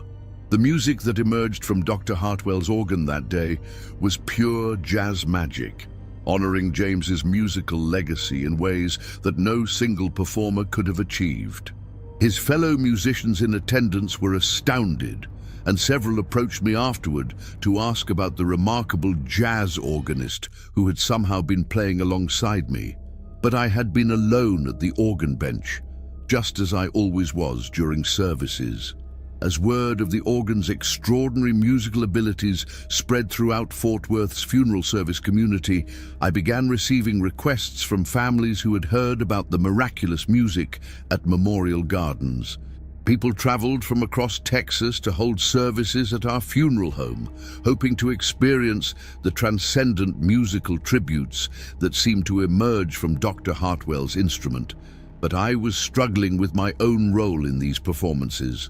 While the organ created beautiful music, I felt less like a performer and more like a conduit for something I couldn't control or fully understand.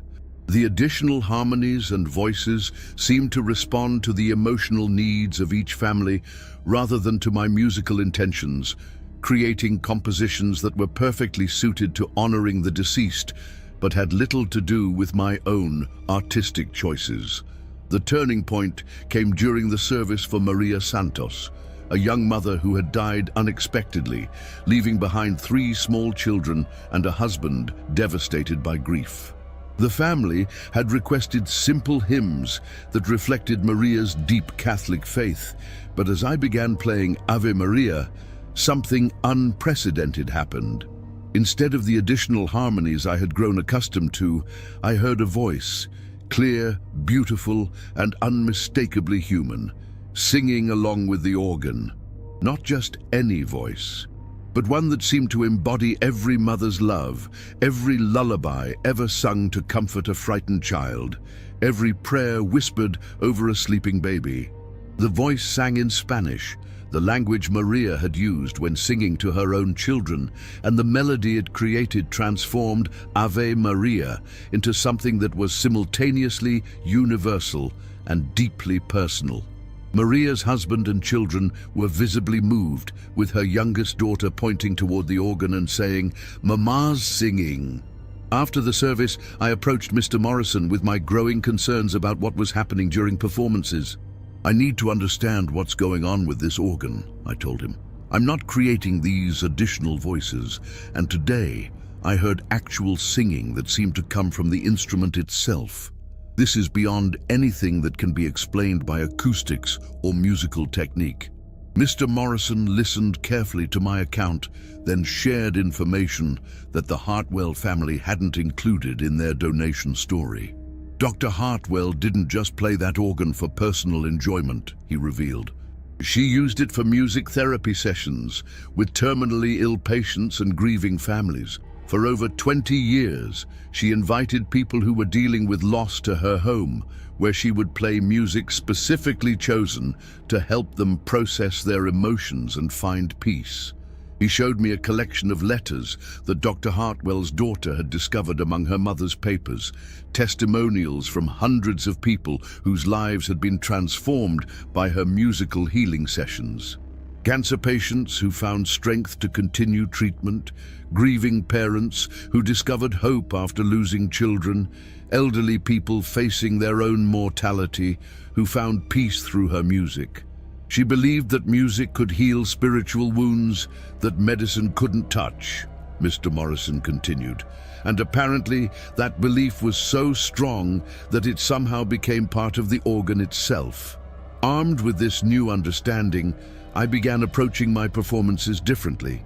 Instead of trying to control or explain the organ's mysterious additions, I learned to collaborate with whatever presence seemed to inhabit the instrument.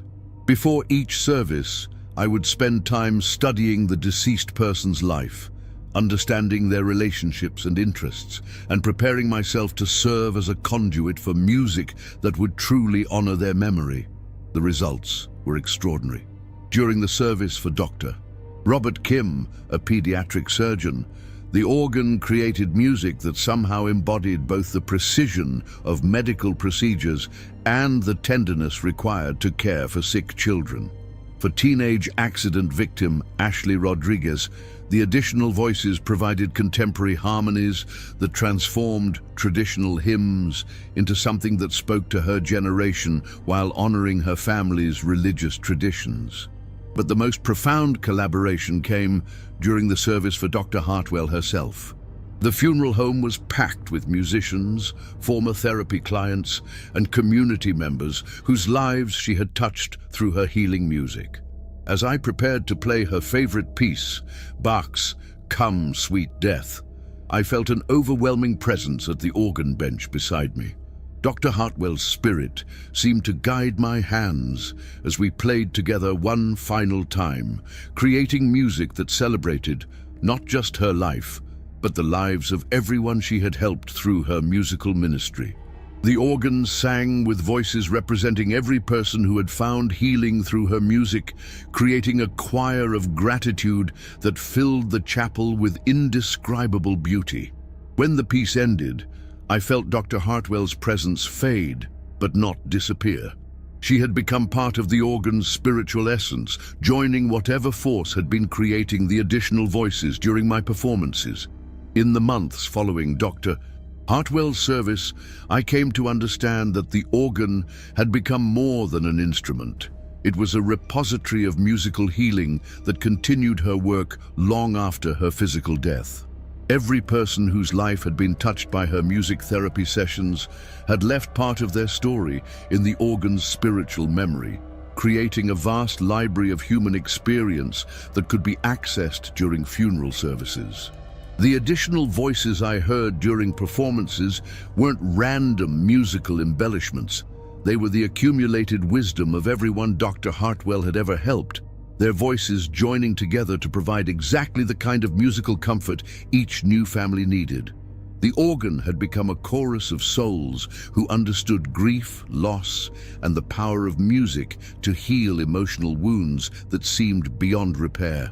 This realization transformed my approach to funeral music from performance to ministry. I began spending time with families before services, learning not just about their musical preferences, but about their relationships with the deceased, their cultural backgrounds, and their spiritual needs. The more I understood about each family's emotional landscape, the more effectively I could serve as a conduit for the organ's healing presence. The instrument seemed to respond to this deeper preparation by providing increasingly sophisticated musical experiences. For the service of veteran Thomas Anderson, the organ created arrangements that incorporated military hymns, patriotic melodies, and gentle lullabies that honored both his service to country and his role as a beloved grandfather. When celebrated chef Isabella Moreno died after a long battle with cancer, the organ somehow created music that evoked the warmth of family gatherings, the joy of shared meals, and the cultural traditions that Isabella had preserved through her cooking. Her family reported that they could almost smell her famous tamales during the musical tribute, but the organ's healing power extended beyond individual services. I began organizing monthly memorial concerts where families who had lost loved ones could return to experience the healing music that had comforted them during their darkest hours. These events became community gatherings where grief was shared, memories were celebrated, and the ongoing presence of love was affirmed through Dr. Hartwell's miraculous instrument. The concerts attracted people from across Texas who had heard about the organ's extraordinary abilities. Musicians came to study the phenomenon, theologians came to understand its spiritual implications, and grieving families came seeking the comfort that traditional grief counseling hadn't been able to provide. During one particularly powerful concert, I invited audience members to share the names of loved ones they wished to honor. As I played "How Great Thou Art," the organ began creating individual musical phrases for each person mentioned, brief melodic themes that seemed to capture something essential about each lost soul's personality and legacy. The experience was so moving that many attendees reported feeling the presence of their deceased loved ones in the music itself, as if the organ were facilitating a reunion across the boundary between life and death. Children pointed to empty spaces in the chapel, claiming they could see grandparents who had died years earlier. Adults spoke of feeling embraced by parents who had passed away decades ago. I realized that Dr. Hartwell's organ had become a bridge between worlds, allowing the living and the dead to share musical experiences that transcended physical separation. The instrument didn't just play music, it created space for connections that death had seemingly severed. As my collaboration with the organ deepened, I began to sense Dr. Hartwell's continuing presence more clearly. She would guide my hands during particularly challenging pieces, suggest interpretations that I would never have considered on my own, and sometimes simply sit beside me at the bench, her spiritual presence providing comfort during the most emotionally difficult services. "Music is the language of the soul," she told me during one of these encounters, her voice seeming to emerge from the organ pipes themselves. "When words fail, when logic offers no comfort, when grief seems too heavy to bear, music can reach places that nothing else can touch. That's why this work is so important, Catherine. You're not just playing songs, you're facilitating healing." The organ taught me that some forms of art transcend individual creativity to become channels for divine love. Every note I played was amplified by the accumulated wisdom and compassion of everyone Dr. Hartwell had ever helped, creating music that served purposes far beyond entertainment or even traditional worship. Today, 5 years after Dr. Hartwell's organ arrived at Memorial Gardens, it continues to provide miraculous musical healing to grieving families. The instrument has become famous throughout Texas, drawing visitors from across the country who seek comfort that can only be found in music infused with the love of souls who understand loss. And every time I sit at that organ bench, I feel the presence of Dr. Hartwell and all the voices she gathered during her lifetime of musical ministry. Together, we create music that proves love is stronger than death, that healing can transcend physical boundaries, and that some gifts to the world continue giving long after the giver has passed into eternity. The organ plays on, and so does the healing. Now get ready, let's start story 9, and if you're already scared, I feel sorry for you, because now you're going to die of fear. My name is Rosa Martinez, and for 8 years I worked the overnight cleaning shift at Desert Rose Funeral Home in El Paso. Most people assume cleaning a funeral home is just like cleaning any other building. But anyone who has spent time alone in these sacred spaces after hours knows that death leaves behind more than just physical remnants that need attention. Funeral homes are places where emotions run deeper than anywhere else in the human experience. Love, grief, regret, hope, and despair all concentrate in these buildings with an intensity that seems to seep into the very walls. As a night custodian, I became caretaker not just of the physical space, but of the spiritual atmosphere that made healing possible for grieving families. But in July 2019, I discovered that I wasn't the only one working to maintain the sacred dignity of Desert Rose Funeral Home during the quiet hours between sunset and dawn. My shift began at 10 p.m., after the last family members had departed and the building had been secured for the night. I would start in the main chapel, carefully cleaning and arranging chairs, polishing the podium and altar area, and ensuring that everything was perfect for the next day's services. The work required both technical skill and emotional sensitivity. Every surface I cleaned, every arrangement I perfected was part of creating an environment where people could say their final goodbyes with dignity. The funeral home at night had its own rhythm and personality. During the day, it buzzed with activity, families coming and going, phone calls, consultations, and the constant movement of people dealing with the administrative aspects of death. But after hours, the building settled into a profound quietude that felt both peaceful and watchful, as if the walls themselves were maintaining vigil over those who rested within. I had always been comfortable working alone in this environment. The silence felt sacred rather than lonely, and I took pride in knowing that my careful attention to detail helped create the atmosphere of respect and comfort that grieving families needed. But on the night of July 15th, I realized that my solitary work wasn't as solitary as I had believed.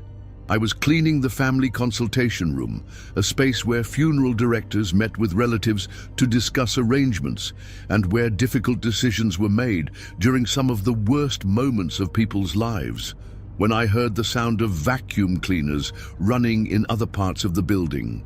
At first, I assumed that one of the day shift custodians had returned to finish work they hadn't completed earlier. But when I checked the building's security system, all the entry points showed secure, and no additional staff were logged in for evening work. The vacuum sounds continued, methodical, professional, the kind of thorough cleaning that indicated experienced workers who understood their responsibilities. But when I went to investigate, the hallways were empty. The lights were off in the areas where I heard activity, and all the vacuum cleaners were stored in the supply closet exactly where I had seen them earlier. Yet the sounds persisted. Not just vacuuming, but the complete range of cleaning activities, the soft spray. Yet the sounds persisted. Not just vacuuming, but the complete range of cleaning activities, the soft spray of cleaning products, the gentle swish of mops against floors, the careful rustling of fresh linens being arranged, and the quiet efficiency of workers who understood the importance of their tasks. As I stood in the empty hallway, listening to the unmistakable sounds of a full cleaning crew at work throughout the building, I felt a mixture of confusion and strange comfort. Whatever was happening, it didn't feel threatening or wrong. Instead, it felt like collaboration. I returned to my own work, focusing on the family consultation room while the invisible activities continued around me. As I carefully dusted the bookshelves filled with grief counseling materials and memorial planning guides, I began to notice that areas I hadn't yet reached were somehow being cleaned ahead of my arrival. The brass fixtures on the chapel doors gleamed with fresh polish when I arrived to clean them. The floor in the memorial garden had been swept and mopped, leaving behind the faint scent of the lavender cleaning solution that was my personal preference for that area. Even the restrooms, always the most challenging part of my nightly routine, showed signs of recent attention when I arrived with my supplies. But the most remarkable discovery came when I entered the preparation room, where the embalmers worked during the day. This area required the most careful and respectful cleaning, as it was where the deceased were prepared for their final viewing. Every surface had to be sanitized, every instrument properly cleaned and stored, and the atmosphere had to be restored to one of dignity and peace after the clinical work of preservation. As I opened the door, I found the room immaculate. Not just clean, but perfectly arranged with the attention to detail that went far beyond basic sanitation. The stainless steel surfaces gleamed, the instruments were arranged with surgical precision, and fresh flowers had been placed near the window. Flowers that hadn't been there when I'd checked the room earlier that evening. More significantly, the room felt different. The clinical atmosphere that necessarily accompanied embalming work had been somehow transformed back into the peaceful environment that families would encounter when they came to view their loved ones. It was as if invisible hands had not just cleaned the space, but had restored its spiritual atmosphere through careful, loving attention. "Thank you," I whispered into the apparently empty room, not fully understanding why I felt compelled to express gratitude to presences I couldn't see. The response was immediate and unmistakable. The gentle sound of appreciation, like multiple people sighing with satisfaction at recognition of their work. I wasn't alone in my nighttime duties. I was part of a team of caretakers who understood the sacred nature of maintaining spaces where death and love intersected. Over the following nights, I began to develop a working relationship with my invisible colleagues. I would announce my presence when I arrived each evening, describing my planned activities and asking if there were areas that needed special attention. The responses came in various forms: doors that opened to rooms requiring extra care, supplies that appeared where they were needed most, and the persistent sound of cleaning activities that guided me toward areas I might have overlooked. The collaboration improved both the efficiency and quality of my work. The funeral home had never been cleaner or more perfectly maintained, and families began commenting on the exceptional atmosphere of peace and dignity they experienced during their visits. Mr. Rodriguez, the funeral director, noticed the improvement immediately. "Rosa, whatever you're doing differently, keep it up," he told me after a particularly challenging week of services. "Families have been commenting that our facility feels more comforting, more healing than other funeral homes they visited. You're creating something special here." I couldn't explain that I wasn't working alone, that every night I was joined by an invisible crew of caretakers who understood the importance of our shared mission. How could I tell him that the building itself seemed to be cooperating in creating an environment where grief could be processed and healing could begin? But as the weeks passed, I began to understand more about my supernatural colleagues and the nature of the work we were doing together. This wasn't just about cleaning and maintenance. It was about spiritual custodianship of a sacred space where the living came to honor the dead and find comfort in their darkest hours. And every night, as I worked alongside my invisible team, I felt the profound satisfaction of participating in something larger than myself, an eternal effort to maintain dignity and peace for those who needed it most. As my collaboration with the invisible cleaning crew deepened, I began to notice patterns that helped me understand who my nighttime colleagues were and why they had chosen to continue their work beyond death. The activities I heard and observed reflected different eras of custodial care. Some areas were cleaned with techniques and attention to detail that seemed to come from decades past. Methods that emphasized hand polishing, natural cleaning solutions, and the kind of meticulous care that modern efficiency rarely allows time for. In the chapel, I would arrive to find the wooden pews polished to a shine that could only come from old-fashioned lemon oil and careful hand rubbing. The technique was one my grandmother had taught me, but that most contemporary custodians had abandoned in favor of spray and wipe products. Someone with old-school training was maintaining the chapel with methods that honored both the wood and the sacred purpose of the space. The memorial garden showed evidence of attention that went far beyond basic maintenance. Flowers were arranged with an eye for beauty and symbolism that suggested someone with deep understanding of both horticulture and grief counseling. Plants that were struggling received special care. Memorial stones were positioned to catch morning light in the most flattering way, and pathways were swept clean of even the smallest debris. But it was in the children's memorial area that I first made direct contact with one of my invisible colleagues. I was cleaning this most emotionally challenging space, a room dedicated to services for young souls who had passed too soon, when I heard someone crying. Not the invisible sounds of cleaning that I had grown accustomed to, but the soft, heartbroken weeping of someone overcome with grief. Following the sound, I found myself standing near the small altar where family photos were displayed during children's services. The crying seemed to come from that exact location, and as I stood there, I felt an overwhelming presence of maternal love and loss. "Mia," a voice whispered, using the Spanish term of endearment that meant My daughter, thank you for taking such good care of this sacred space. I looked around the empty room, seeing no one, but feeling clearly that I was in the presence of a woman who had suffered the loss of a child and had dedicated herself to ensuring that other grieving families found comfort in this space. "Who are you?" I asked gently. "I am Carmen," the voice replied. "I lost my baby girl 40 years ago, and I worked here afterward, cleaning and caring for this room until the day I died. I could never leave the children alone, Mija. They need someone to watch over them."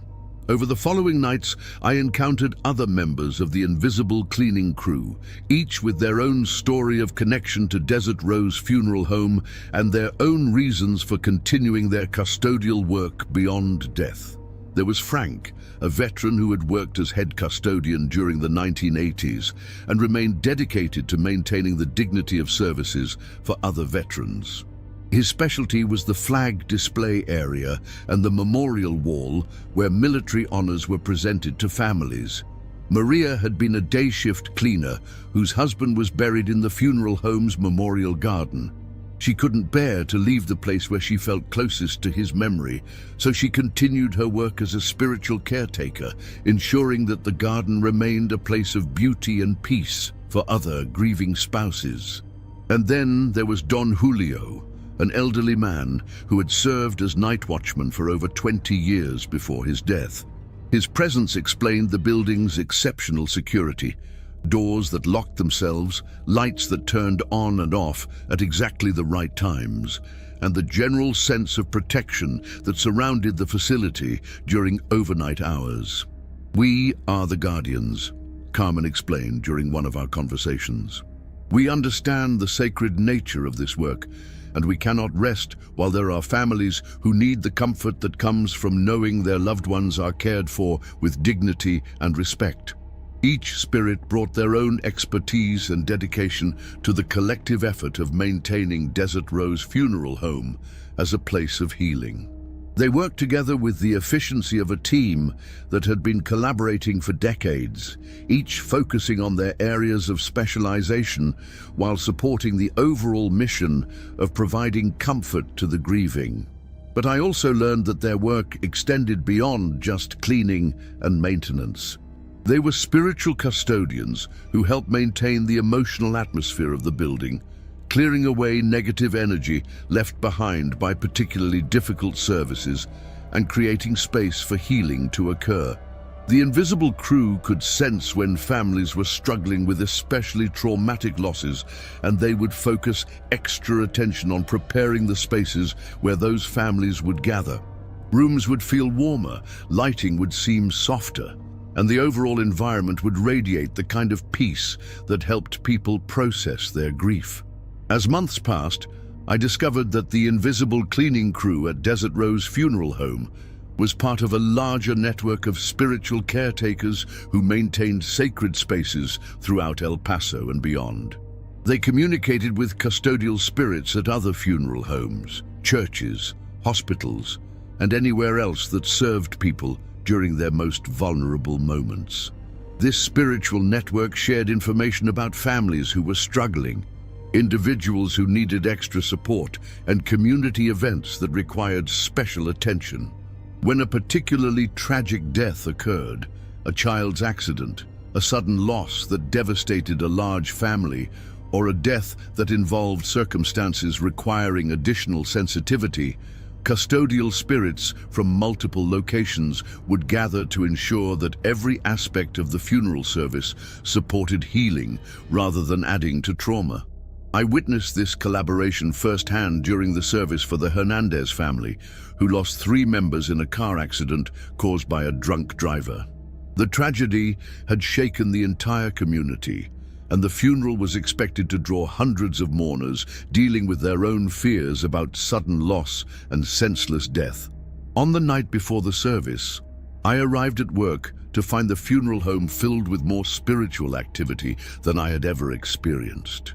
The usual sounds of my invisible colleagues were joined by what seemed like dozens of additional presences, all working together to prepare the building for the emotional intensity it would face the next day.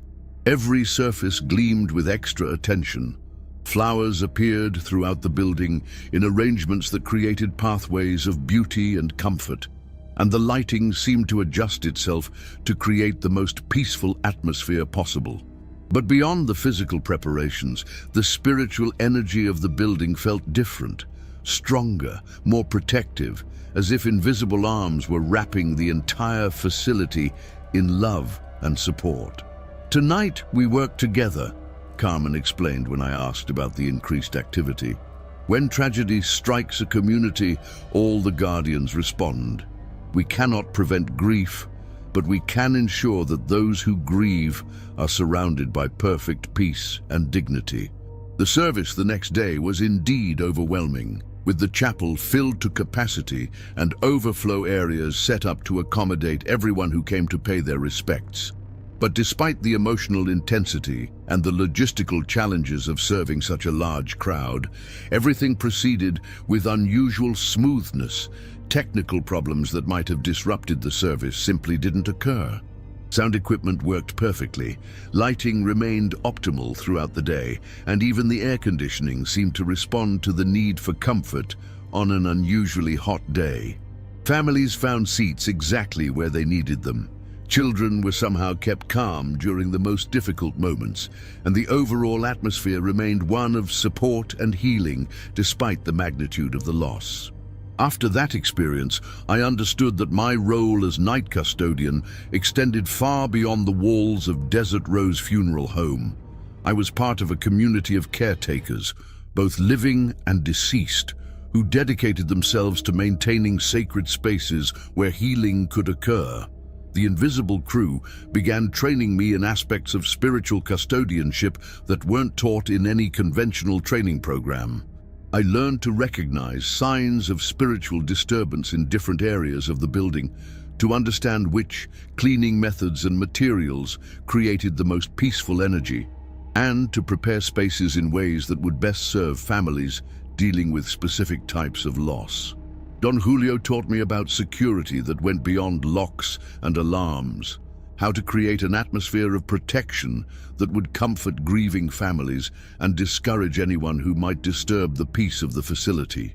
Maria showed me how to care for the memorial garden in ways that honored both the aesthetic beauty families needed and the spiritual significance of the space as a bridge between worlds. Frank shared his knowledge of working with veteran families, helping me understand the special protocols and attention to detail that military funerals required. And Carmen continued to guide my work in the children's area, ensuring that every detail contributed to the healing that grieving parents desperately needed. But perhaps the most important lesson came from working alongside all of them as a unified team. I learned that some forms of service are so pure and necessary that they transcend death itself. The love and dedication required to comfort people in their darkest hours creates connections that cannot be broken by physical death. Every night as I arrived for work, I felt the welcoming presence of my spiritual colleagues and the satisfaction of participating in something eternal and beautiful. We were custodians of sacred space, guardians of dignity, and facilitators of healing for anyone who needed our care. When my own time came to leave Desert Rose Funeral Home, I eventually moved to be closer to my grandchildren. I knew that the invisible crew would continue their vital work. And someday, when my own earthly service ends, I hope to join them in maintaining the sacred spaces where love proves itself stronger than death. The work continues night after night in the hands of those who understand that caring for others is the most important job in any world. Now get ready, let's start story 10. And if you're already scared, I feel sorry for you because now you're going to die of fear. My name is David Chen, and I own Chen's Floral Designs in Amarillo, Texas. For 15 years, I've been providing funeral arrangements for families during their most difficult moments, understanding that flowers can express emotions that words cannot capture. Each arrangement I create is more than decoration.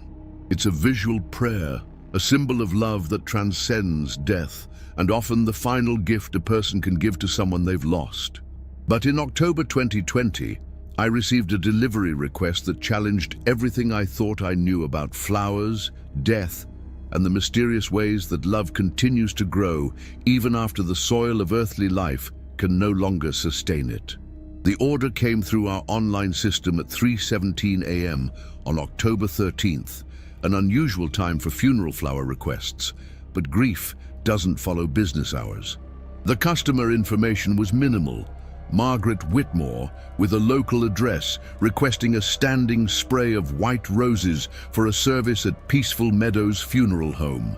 What caught my attention was the specific message to be included with the arrangement. "For my beloved Thomas, I'm sorry I couldn't keep my promise to tend your garden.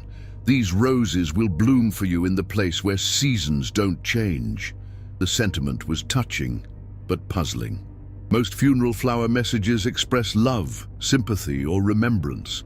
This one seemed to reference some private understanding between the sender and the deceased, involving promises and gardens and places beyond earthly seasons. I prepared the arrangement with extra care, selecting the most perfect white roses from my inventory and creating a spray that would honor whatever connection Margaret and Thomas had shared. White roses symbolize eternal love, new beginnings, and the soul's journey into light, appropriate meanings for any funeral service. But when I delivered the arrangement to Peaceful Meadows the next morning, the funeral director looked confused when I mentioned Margaret Whitmore's order. "I'm sorry, but we don't have any services scheduled today," he said, checking his records carefully. "And I don't see any arrangement orders from a Margaret Whitmore." I showed him the online order confirmation on my tablet, but when I pulled up the customer database, there was no record of Margaret Whitmore or any overnight orders. The arrangement I had created was real, the roses were perfect, but according to all our systems, the order had never existed. "Well, since you've already made the arrangement, we can hold it for the next service," the funeral director offered. "Beautiful work, by the way. Those roses look like they'll stay fresh for days." I left the arrangement at the funeral home, puzzled but not overly concerned. Systems glitch occasionally, and someone had to have placed the order, or I wouldn't have received the information. I made a note to check with my evening staff about possible manual entries that might not have uploaded properly, but over the next few days, something extraordinary happened with those white roses. While other funeral flowers at Peaceful Meadows followed their natural cycle of bloom and decay, my mysterious arrangement seemed to grow more beautiful each day. The roses opened fuller, their color became more luminous, and they emitted a fragrance that filled the entire chapel with an almost supernatural sweetness. Families attending other services began commenting on the remarkable roses, asking if they could order similar arrangements for their own loved ones. The funeral director called me multiple times to ask about the preservation techniques I had used, because the flowers were defying every natural law of cut flower longevity. By the end of the week, I returned to Peaceful Meadows to check on the arrangement personally.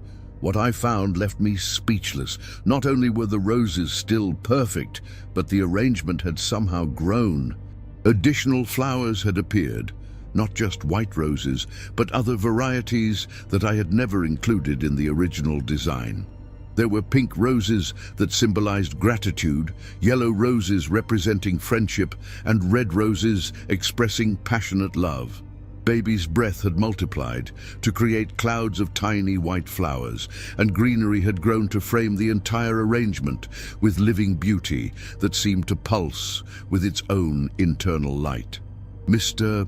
Chen," the funeral director said when he saw me examining the arrangement, "I need to ask you something. We've had several families comment that they smell rose gardens when they pass through the chapel, even when your arrangement isn't visible. And yesterday, an elderly woman attending her husband's service swore she saw someone tending to your flowers, a woman in an old-fashioned dress who disappeared when she looked directly at her."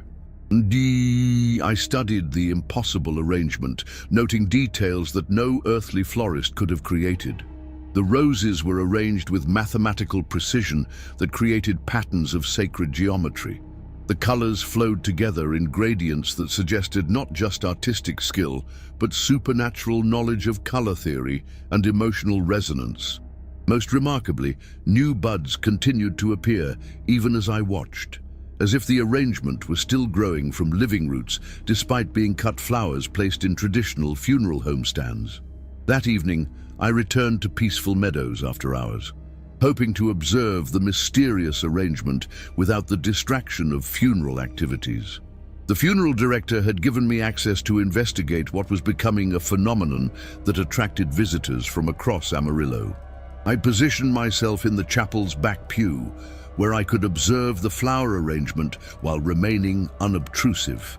For the first hour, nothing unusual occurred. The roses continued their impossible display of perfect beauty, but they appeared to be simply extraordinary flowers rather than supernatural phenomena. Then, at exactly 9:30 p.m., she appeared. A woman materialized near the flower arrangement as if stepping through an invisible doorway from another realm. She was elderly, but moved with the fluid grace of someone who had spent decades working with growing things. Her clothing was from another era, a simple cotton dress with an apron, practical shoes, and a sun hat that suggested long hours spent in gardens under Texas skies. But what struck me most was the expression of pure love on her face as she approached the flower arrangement. This was someone who understood that flowers were not just decorative objects, but living expressions of the emotions that create them. I watched in fascination as she began tending to the arrangement with visible tools that seemed to exist only when she touched them. She had pruning shears that appeared in her hands as needed, a small watering can that never seemed to empty, and plant food that she sprinkled around the base of the arrangement with the careful attention of a master gardener. But her care extended beyond basic horticulture. As she worked, she spoke to the flowers in whispers too soft for me to hear clearly, and each plant she touched responded with visible improvement. Colors became more vibrant, stems stood straighter, and new blooms appeared, with the rapid growth typically seen only in time-lapse photography. "Margaret," I called softly, somehow certain that this was the mysterious customer who had placed the original order. She turned toward me with a smile that contained decades of joy and sorrow intermingled. "You're the florist," she said, her voice carrying the warmth of someone who had spent a lifetime nurturing living things. "Thank you for creating such a beautiful beginning for Thomas's garden." "I don't understand," I admitted. "How did you place the order? What's happening with these flowers?" Margaret gestured toward the arrangement, which continued to grow and change even as we spoke. "Love doesn't end with death, dear one. It just finds new ways to express itself. Thomas and I shared 50 years of marriage and 60 years of gardening together. When he passed last month, I promised him that I would continue tending his roses. But then, my own heart gave out just days later. Understanding began to dawn on me. You both died recently. Within the same week," she confirmed, "but promises made in love are stronger than death. I couldn't leave his spirit waiting for flowers that would never come, so I found a way to keep my promise through someone who understands that flowers are expressions of the heart." Over the next hour, Margaret taught me about the spiritual aspects of floriculture that no earthly training had ever covered. She explained that flowers grown and arranged with genuine love retain the energy of that emotion, becoming conduits for feelings that transcend physical boundaries. "Every arrangement you create with true care becomes a prayer," she said, as she continued her supernatural gardening. "The flowers carry the love of the giver to the spirit of the deceased, creating connections that comfort both the living and the dead." She showed me how to recognize which flowers were receptive to spiritual energy and which arrangements would serve as ongoing memorials rather than temporary decorations. Some flowers, she explained, were naturally suited to bridging the gap between worlds, while others were better for earthly comfort and beauty.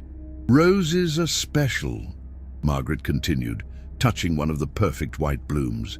They respond to love like no other flower. When you arrange roses with genuine intention to comfort or honor someone, they become more than decorative objects. They become vessels for the continuation of love beyond death. Indeed, as she worked, more spirits began to appear in the chapel. Other gardeners, other flower lovers, other souls who had understood the spiritual significance of growing and giving beautiful things. They gathered around Margaret's expanding arrangement, adding their own energy to the supernatural garden that was blooming in the space between worlds.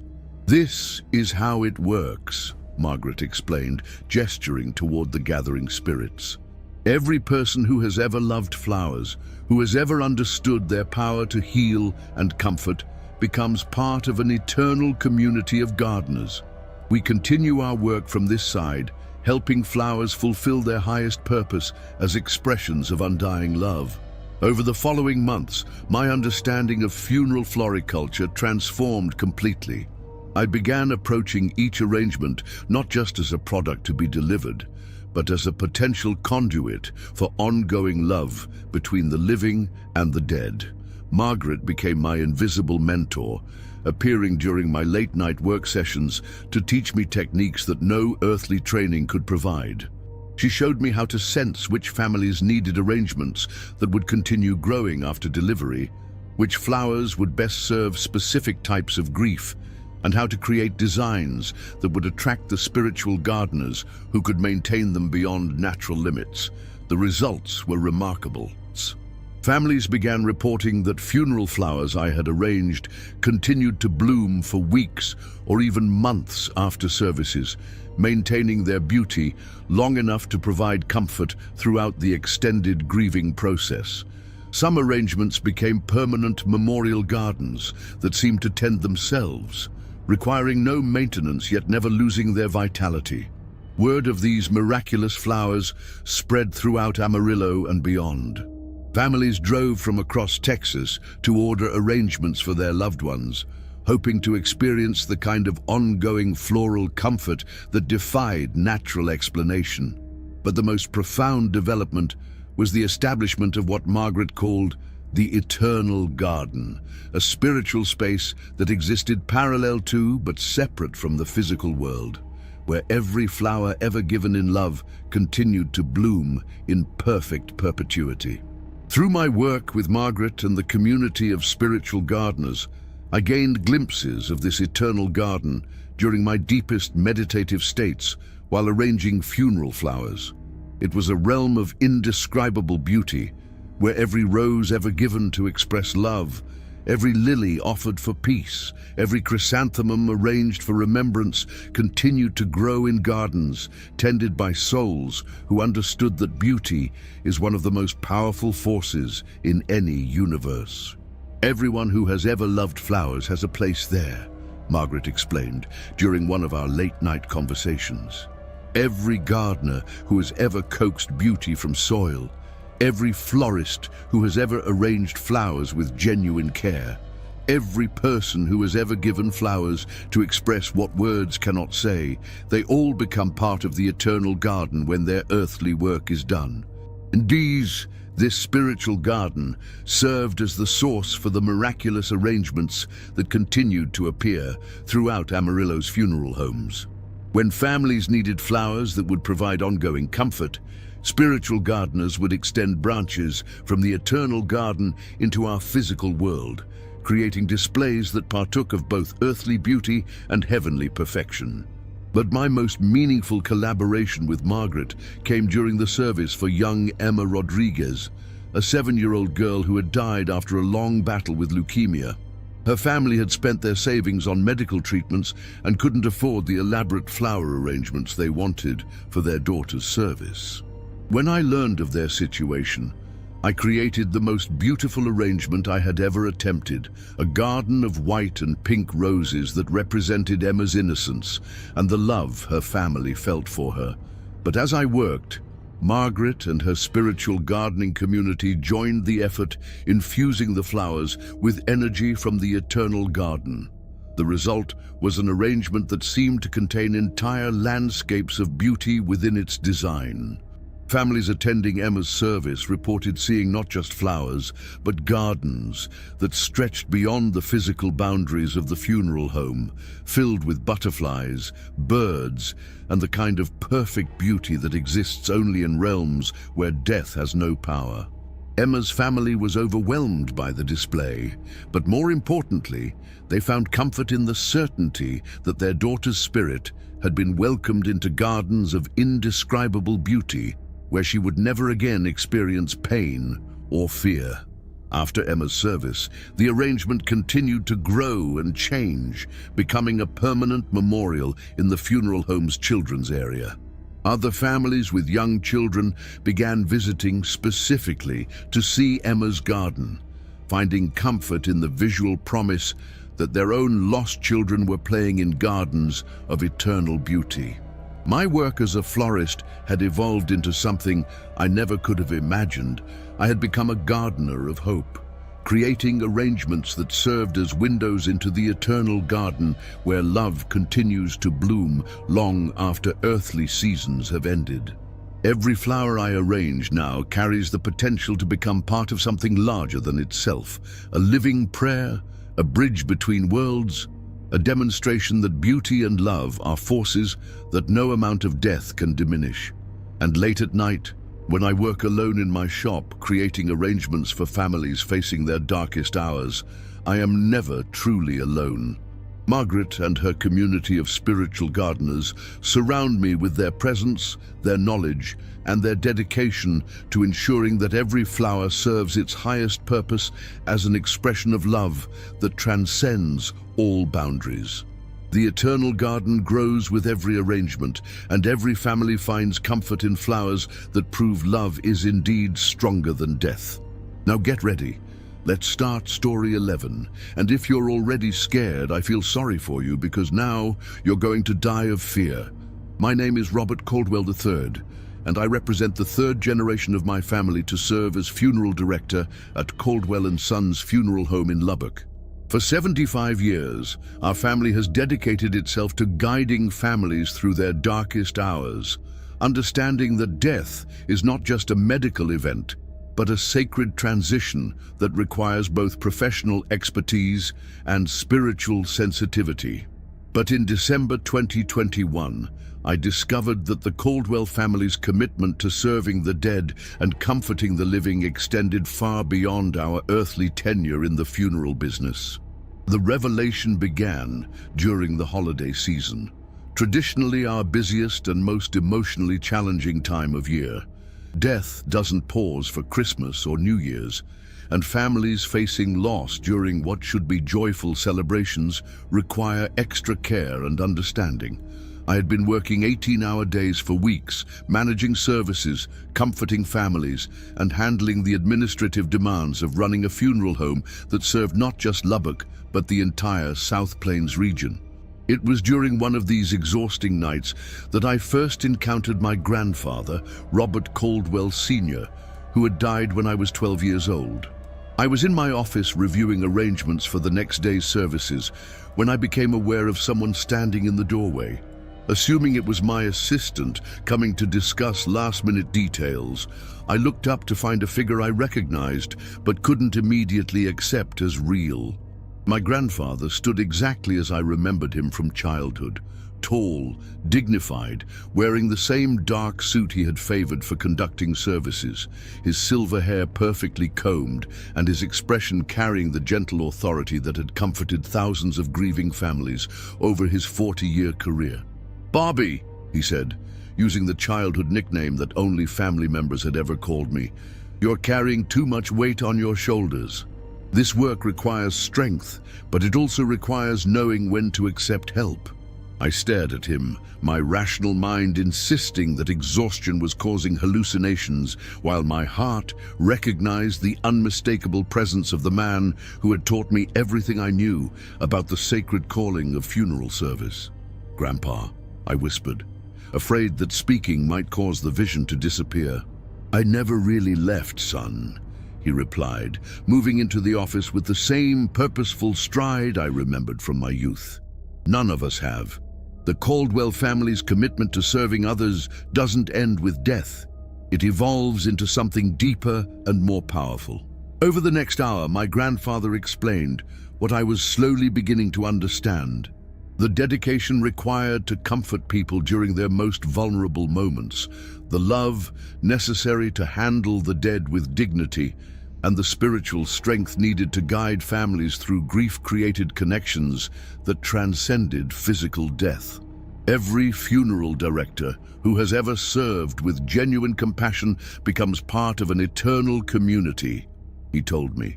We continue our work from the other side, helping living colleagues handle the cases that are too difficult for one person to bear alone. As he spoke, other figures began to appear in my office. My father, Robert Jr., who had died just 5 years earlier, emerged from the shadows with the same calm presence that had made him legendary among Lubbock families for his ability to provide comfort during impossible circumstances. Behind him came funeral directors I didn't recognize, but whose bearing and attire identified them as colleagues from different eras. Some wore formal clothing from the early 1900s, others displayed the professional styles of mid-century funeral service, and a few appeared in contemporary dress that suggested they had died recently enough to understand modern funeral practices. "We are the guardians," my father explained, his voice carrying the authority I had learned to respect throughout my childhood. When death overwhelms a community, when tragedies strike that test the limits of what the living can handle, we respond. We provide the strength, wisdom, and spiritual support that allows funeral service to continue serving its sacred purpose. My grandfather gestured toward the stack of files on my desk, cases I was handling simultaneously during the holiday rush. "You're not meant to carry all of this alone, Bobby. Let us help you serve these families the way they deserve to be served." That night, I experienced funeral service as I had never imagined it could exist. My spiritual colleagues divided the emotional weight of each case among themselves, allowing me to approach every family with the fresh compassion they needed rather than the accumulated exhaustion that had been wearing me down. When I met with the Morrison family, who had lost their teenage son in a car accident, I felt my grandfather's presence providing the wisdom to find exactly the right words to comfort parents facing every parent's worst nightmare. During the arrangements for Mrs. Patterson, a 90-year-old woman whose children lived scattered across the country, my father's spirit guided me in coordinating a complex family gathering with the patience and attention to detail that honored her legacy. The assistance from my spiritual colleagues transformed not just my own capacity to serve families, but the entire atmosphere of Caldwell and Sons Funeral Home. Families began commenting that our facility felt different from other funeral homes they had visited. More peaceful, more comforting, and somehow more sacred. "There's something special about this place," Mrs. Rodriguez told me after her husband's service. "I felt surrounded by caring presences that went beyond just your staff. It was like generations of people who understood grief were watching over us." She was more perceptive than she realized. During particularly challenging services, the spiritual community of funeral directors would gather in numbers that sometimes filled our chapel with invisible colleagues, all of them focused on ensuring that grieving families received the support they needed. But the most remarkable assistance came during community tragedies that overwhelmed normal funeral service capacity. In January 2022, a factory explosion in Lubbock killed 12 workers and injured dozens more. The mass casualty event created demands that no single funeral home could handle alone, requiring coordination between multiple facilities and careful attention to each family's unique needs. As I worked to coordinate services for 6 of the victims, I found myself supported by spiritual colleagues whose expertise spanned over a century of funeral service experience. Funeral directors who had handled mass casualties during wartime, pandemic, and natural disaster shared their knowledge of managing complex logistics while maintaining the personal attention each family deserved. My great-grandfather, the original Robert Caldwell, who had founded our funeral home in 1946, appeared to guide me through the historical protocols for community tragedy response. He had handled mass casualties during the Korean War when military families needed immediate support, and his experience proved invaluable in managing the emotional and logistical challenges we faced. The key is remembering that each family is experiencing a personal tragedy, even when it's part of a larger event, he counseled as we worked through the night to prepare for multiple services. Never let efficiency overshadow compassion, and never let the magnitude of community loss diminish the individual dignity each person deserves.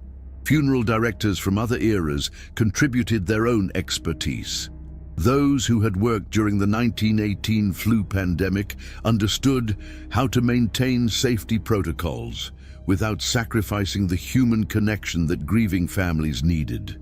Directors from the World War II era knew how to coordinate with military personnel and government officials while keeping families' needs as the top priority. But perhaps most importantly, the spiritual community taught me about the emotional resilience required for long-term service in funeral care. They showed me how to process the accumulated grief of serving hundreds of families without becoming overwhelmed by the weight of human suffering I encountered daily. "We don't carry the grief ourselves," my father explained during one of our late-night conversations. "We serve as conduits for it, helping families move their pain from a place where it can destroy them to a place where it can eventually heal them. The grief flows through us, but it doesn't stay with us. This spiritual technique allowed me to approach each new family with fresh empathy rather than the compassion fatigue that often affects funeral professionals. I learned to let each family's pain pass through me, while retaining the lessons their experience taught about the resilience of human love and the importance of dignified farewell rituals. The spiritual community also taught me about the broader purpose of funeral service beyond individual family needs. Every service we conducted with genuine care and attention strengthened the community's ability to process collective grief and maintain social bonds during times of loss. "Funeral homes are like spiritual hospitals," my grandfather explained. "We treat the wounds that death creates in families and communities, helping people heal in ways that allow them to continue living and loving despite their losses." This understanding transformed my approach to business decisions and community involvement. Instead of focusing solely on individual services, I began thinking about Caldwell & Son's role in this understanding, transformed my approach to business decisions and community involvement. Instead of focusing solely on individual services, I began thinking about Caldwell & Son's role in maintaining the spiritual health of our entire region. The spiritual funeral directors guided me in establishing programs that served families beyond their immediate grief. We created support groups for widows and widowers, memorial services for families who couldn't afford traditional funerals, and educational programs that helped people prepare emotionally and practically for end-of-life decisions. A funeral home that truly serves its community becomes a pillar of healing that supports people throughout their lives, not just during their losses, my great-grandfather counseled. When you build that kind of trust and connection, you create something that lasts for generations. The results were profound. Families who had been served by our funeral home during their darkest hours began returning for life celebrations, anniversaries, graduations, and other milestones they wanted to commemorate in a space that understood both joy and sorrow. Our chapel became a community gathering place where people felt safe to express the full range of human emotion. But the most significant development was the establishment of what the spiritual community called the Eternal Watch, a system where deceased funeral directors from across Texas would respond to communities facing overwhelming loss. During the February 2022 ice storm that caused deaths throughout the state, I witnessed this network in action. Spiritual funeral directors appeared not just at our location, but at funeral homes across the affected region, providing invisible support that allowed living colleagues to serve far beyond their normal capacity. Phone calls from other funeral directors confirmed what I was experiencing. "Robert, I don't know how to explain this," one colleague told me, "but I feel like I'm getting help from somewhere. I've been working non-stop for 3 days, but I feel stronger and more focused than I have in years." The Eternal Watch operated through spiritual communication that connected funeral professionals across vast distances, allowing expertise and emotional support to flow to wherever it was needed most. Rural funeral homes suddenly had access to urban experience. Small family operations received support from major corporate facilities, and newly licensed directors found themselves guided by decades of accumulated wisdom. As my understanding of the spiritual community deepened, I began to grasp the true meaning of family legacy in funeral service.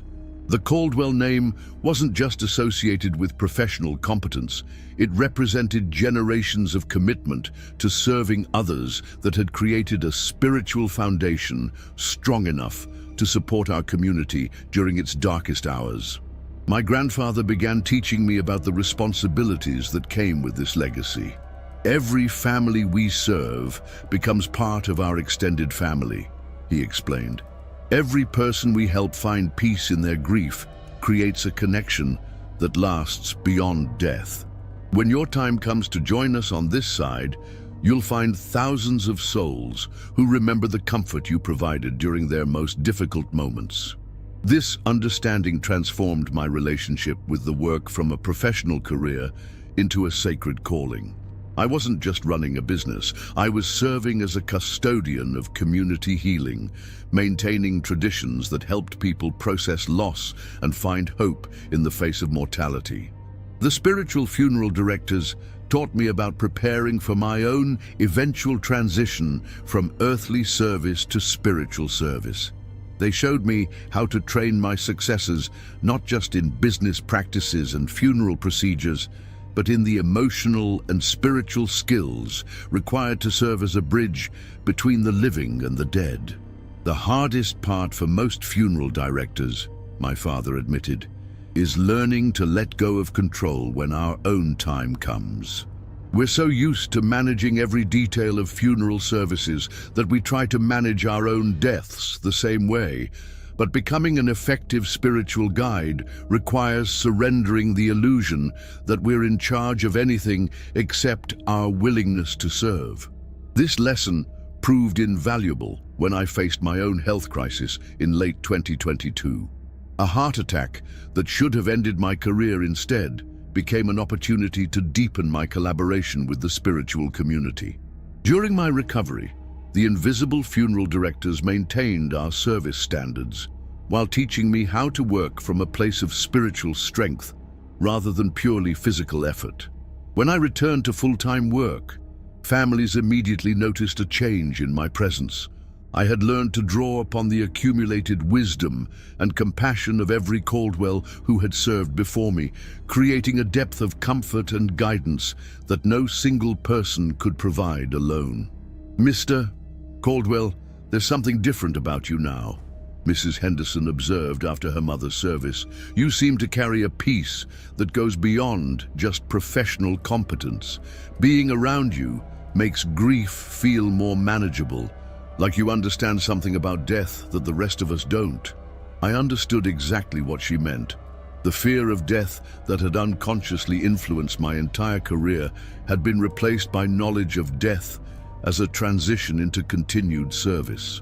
The spiritual community had shown me that love, dedication, and genuine care for others create connections that no amount of physical death can sever. My role as a living funeral director now included preparing others for their own eventual transition into spiritual service.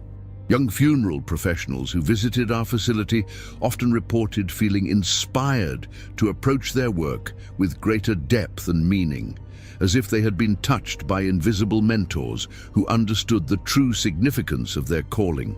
The Caldwell family legacy had evolved from a business passed down through generations into a spiritual foundation that would continue growing long after the last earthly Caldwell had joined the Eternal Watch.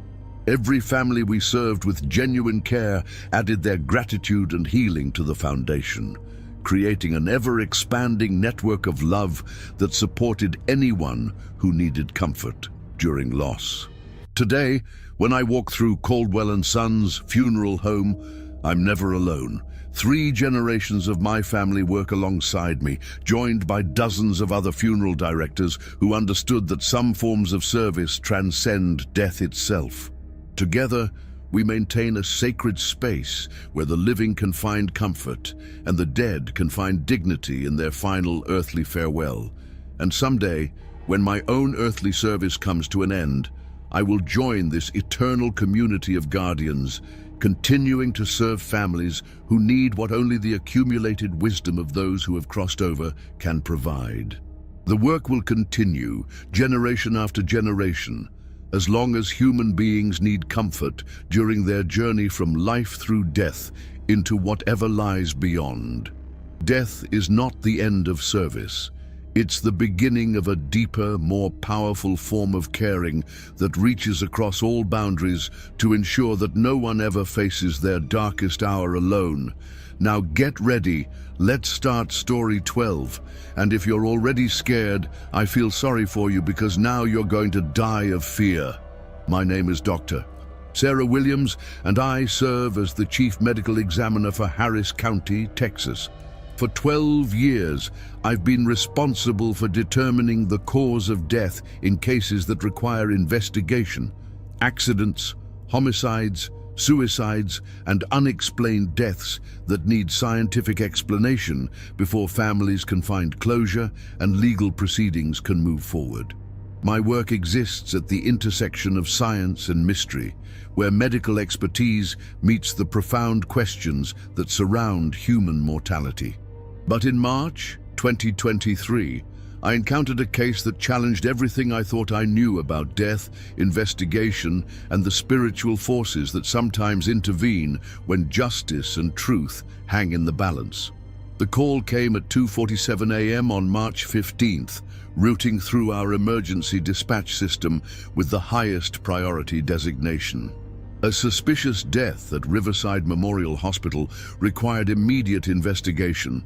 A prominent businessman named Marcus Wellington had died under circumstances that raised questions about potential foul play. When I arrived at the hospital, I was briefed by Detective Rodriguez, who outlined the situation with obvious concern. Wellington had been admitted for routine surgery, but had died during what should have been a straightforward procedure. The medical team was baffled by his sudden cardiac arrest, especially since his preoperative tests had shown no indication of heart problems. The family is already asking questions, Rodriguez explained as we approached the room where Wellington's body awaited examination. This guy had enemies in the business world, and his death benefits some people who had reasons to want him gone. We need to determine if this was medical misadventure, malpractice, or something more sinister. As I began my preliminary examination, everything appeared consistent with sudden cardiac arrest during surgery. But there were subtle details that didn't fit the standard pattern. Facial expressions that suggested Wellington had experienced something beyond normal surgical unconsciousness, and positioning that indicated he had been struggling against some force that wasn't visible to the medical team. It was during my detailed examination that I first became aware of the presence watching over my work. Standing near the foot of the examination table was a figure I didn't initially recognize. A woman in her 60s wearing clothing that suggested she had been a medical professional. She observed my work with the intense attention of someone who understood both the technical aspects of death investigation and the broader implications of the questions I was trying to answer. "He didn't die from surgery," she said, her voice carrying the authority of someone with extensive experience in forensic medicine. "Something else happened in that operating room, something the medical team didn't see." I looked around the room, confirming that Detective Rodriguez had stepped out to make phone calls and that I was supposed to be alone with the body. But the woman's presence felt as real and substantial as any living colleague I had ever worked with. "Who are you?" I asked, my voice barely above a whisper. "Dr. Margaret Foster," she replied, moving closer to observe my examination technique. "I was the chief medical examiner here for 23 years before my death in 2019. When cases involve potential injustice or require investigation that goes beyond what living science can detect, I sometimes provide assistance." Over the next hour, Dr. Foster guided my examination in directions I would never have considered on my own. She pointed out microscopic details that revealed the presence of a substance not included in the hospital's routine toxicology screening, suggested examination techniques that uncovered evidence of intervention that had been carefully concealed, and helped me understand patterns that indicated deliberate action rather than medical accident. "Wellington was murdered," she concluded, as my investigation progressed under her guidance. "Someone with medical knowledge administered a substance that would cause cardiac arrest while appearing to be a natural surgical complication. The killer knew exactly how to make murder look like malpractice." But Dr. Foster's assistance went beyond technical guidance. She helped me understand the spiritual dimensions of death investigation that no medical school had ever taught. When people died unjustly, through murder, accident, or other circumstances that prevented natural death, their spirits sometimes remained anchored to the earthly realm until justice was achieved or truth was revealed. "Wellington's spirit is still here," she explained, gesturing toward an area near the examination table where I could sense but not see a presence. "He can't move on until the truth about his death is known and his killer is held accountable. That's why I was called to help. Some cases require investigation that spans both worlds." As the night progressed, I learned that I was part of a network of forensic professionals that included both living and deceased investigators. When cases involved potential miscarriages of justice, spiritual colleagues would provide guidance that allowed living investigators to uncover evidence that might otherwise remain hidden. Working with Dr. Foster's guidance, I uncovered evidence that Wellington had been murdered by someone with intimate knowledge of surgical procedures and hospital protocols. The killer had used a rare South American plant extract that caused cardiac arrest symptoms while being virtually undetectable in standard post-mortem toxicology screens. But identifying the murder method was only the beginning of the investigation. Dr. Foster introduced me to other spiritual colleagues who had experience with different aspects of forensic investigation, experts in ballistics, fingerprint analysis, psychological profiling, and criminal behavior, who could provide insights that transcended the limitations of physical evidence. "When someone dies unjustly," Dr. Foster explained as our investigation deepened, "their death creates ripples in the spiritual fabric that connects all living beings. Those ripples can be read by investigators who understand how to look beyond physical evidence to the patterns of truth that surround every human action." I learned to sense these spiritual ripples during my examination of Wellington's body and the crime scene. Invisible traces of the killer's emotional state lingered in the operating room. Anger, calculation, and a cold satisfaction that created an atmosphere of spiritual contamination detectable only to those who knew how to perceive it. Dr. Joseph Martinez, a deceased detective who had specialized in white-collar crime, helped me understand the financial motivations behind Wellington's murder. His spiritual investigation revealed a complex web of business relationships, hidden partnerships, and financial instruments that created multiple motives for Wellington's death. "The killer is someone Wellington trusted," Dr. Martinez concluded, after reviewing evidence that existed only in the spiritual realm. "Someone with access to his medical information, knowledge of his surgical schedule, and the technical expertise to administer the poison during surgery without being detected by the medical team." But the most crucial assistance came from Wellington's own spirit, who had remained anchored to the earthly realm specifically to help solve his own murder. Through techniques that Dr. Foster taught me, I learned to communicate with murder victims who were willing and able to provide information about their deaths. Wellington's spiritual testimony was clear and detailed. He identified his killer as Dr. Patricia Hayes, the anesthesiologist who had been involved in his surgery. Hayes had been his business partner in a medical equipment company, and she had discovered that Wellington was planning to expose financial irregularities that would have resulted in her criminal prosecution. She waited until I was unconscious. Wellington's spirit communicated through methods that combined forensic science with spiritual investigation. Then she injected something into my IV line that she said was additional anesthesia. But I felt my heart stopping, and I knew she had killed me. Armed with this spiritual testimony and the physical evidence we had uncovered, I worked with Detective Rodriguez to build a case against Dr. Hayes. But we faced the challenge that spiritual evidence couldn't be presented in court, requiring us to find physical proof that would support what our invisible colleagues had revealed. Dr. Foster guided us in locating the physical evidence that would make the case. She helped us understand where to look for the plant extract that had been used as poison, how to trace Dr. Hayes's acquisition of the rare substance, and what financial records would reveal her motive for murder. The investigation became a collaboration between multiple law enforcement agencies and an invisible team of spiritual investigators who provided guidance that allowed living detectives to uncover evidence they would never have found on their own. This is how justice works when it operates properly, Dr. Foster explained as our case against Dr. Hayes strengthened.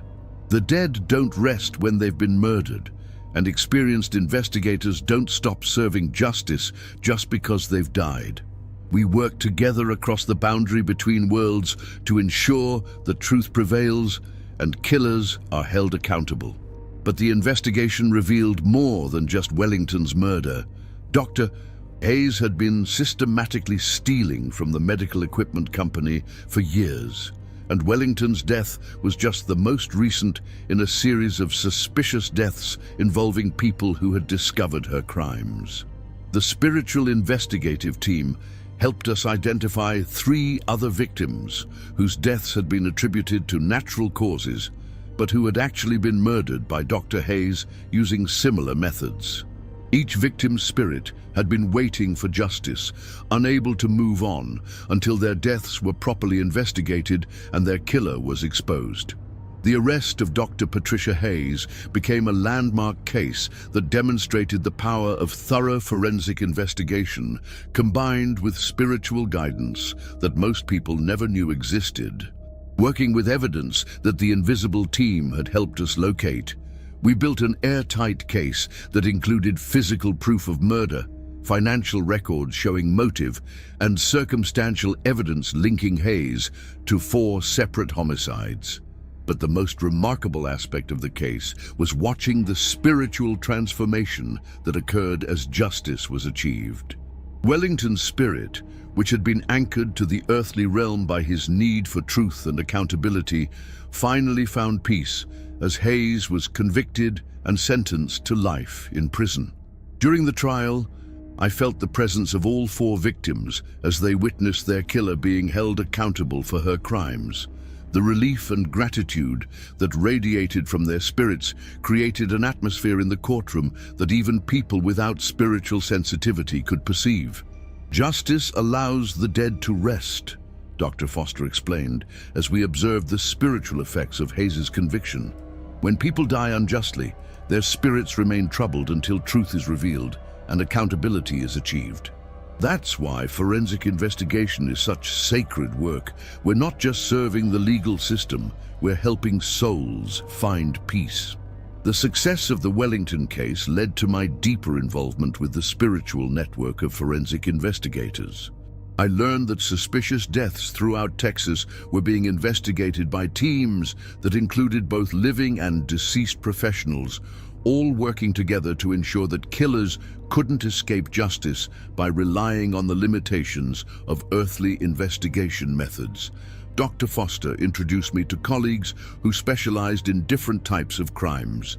Detective Maria Santos, who had died in the line of duty, provided expertise in gang-related homicides. Dr. Robert Kim, a forensic psychologist who had passed away from cancer, helped profile serial killers whose psychological patterns were too complex for living investigators to understand fully. But perhaps the most important lesson I learned was about the ongoing responsibility that comes with forensic work.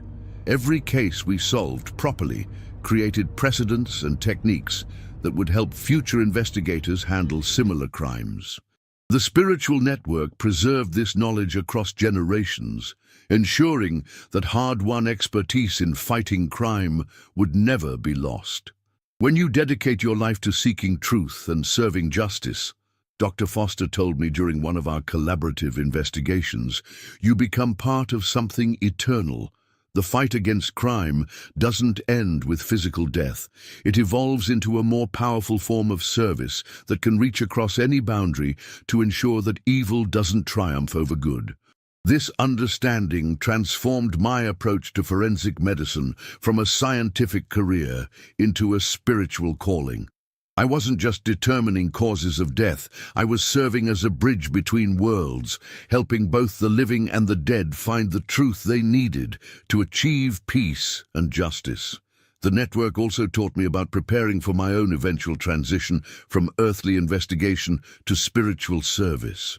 Like the funeral directors, nurses, and other caregivers I had encountered through my work with the supernatural community, forensic investigators who served with genuine dedication to truth and justice became part of an eternal force that fought against injustice wherever it appeared.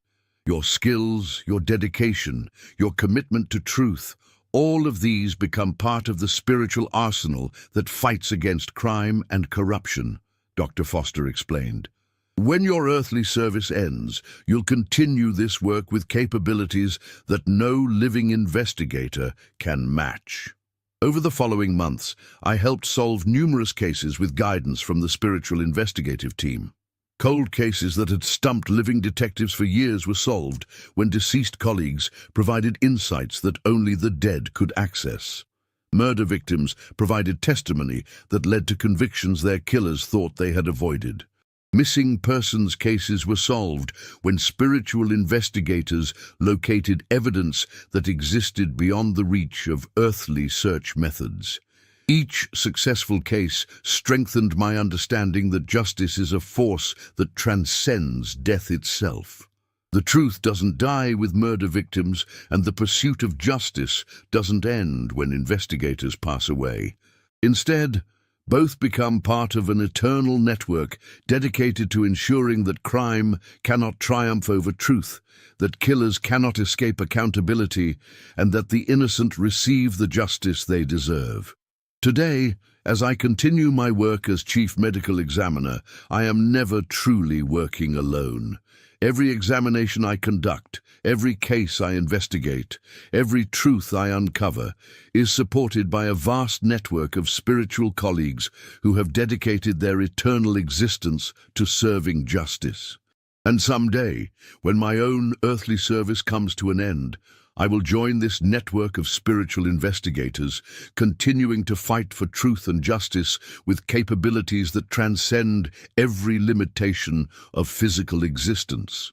The work continues, case after case, life after life, ensuring that justice remains stronger than death and that truth always finds a way to prevail. And now, as these 12 true stories from Texas funeral homes come to an end, I want you to ask yourself, what have you experienced that can't be easily explained? Have you felt the presence of someone who should no longer be there? Have you witnessed moments where love seemed to transcend the boundary between life and death? These stories remind us that death is not an ending, but a transformation into something deeper and more beautiful than we can imagine. The connections we forge through love, service, and compassion create bonds that no amount of death can sever. If these true accounts have moved you, If they've made you think differently about what lies beyond the veil of our everyday existence, please subscribe to the channel and turn on notifications. Your support helps us continue uncovering these remarkable stories that prove love is indeed stronger than death. And if these stories have touched your heart, if they've provided comfort or inspiration during your own difficult times, consider sending a super thanks. Your contribution doesn't just support the channel, it honors the memory of everyone whose story we've shared tonight, and helps us continue bringing you accounts that celebrate the eternal nature of human love and dedication. Thank you for joining me on this journey into the spaces between worlds. Remember, some stories never truly end, some love never truly dies, and some service continues long after the final breath has been taken. Sweet dreams. And remember to check your mirrors tonight.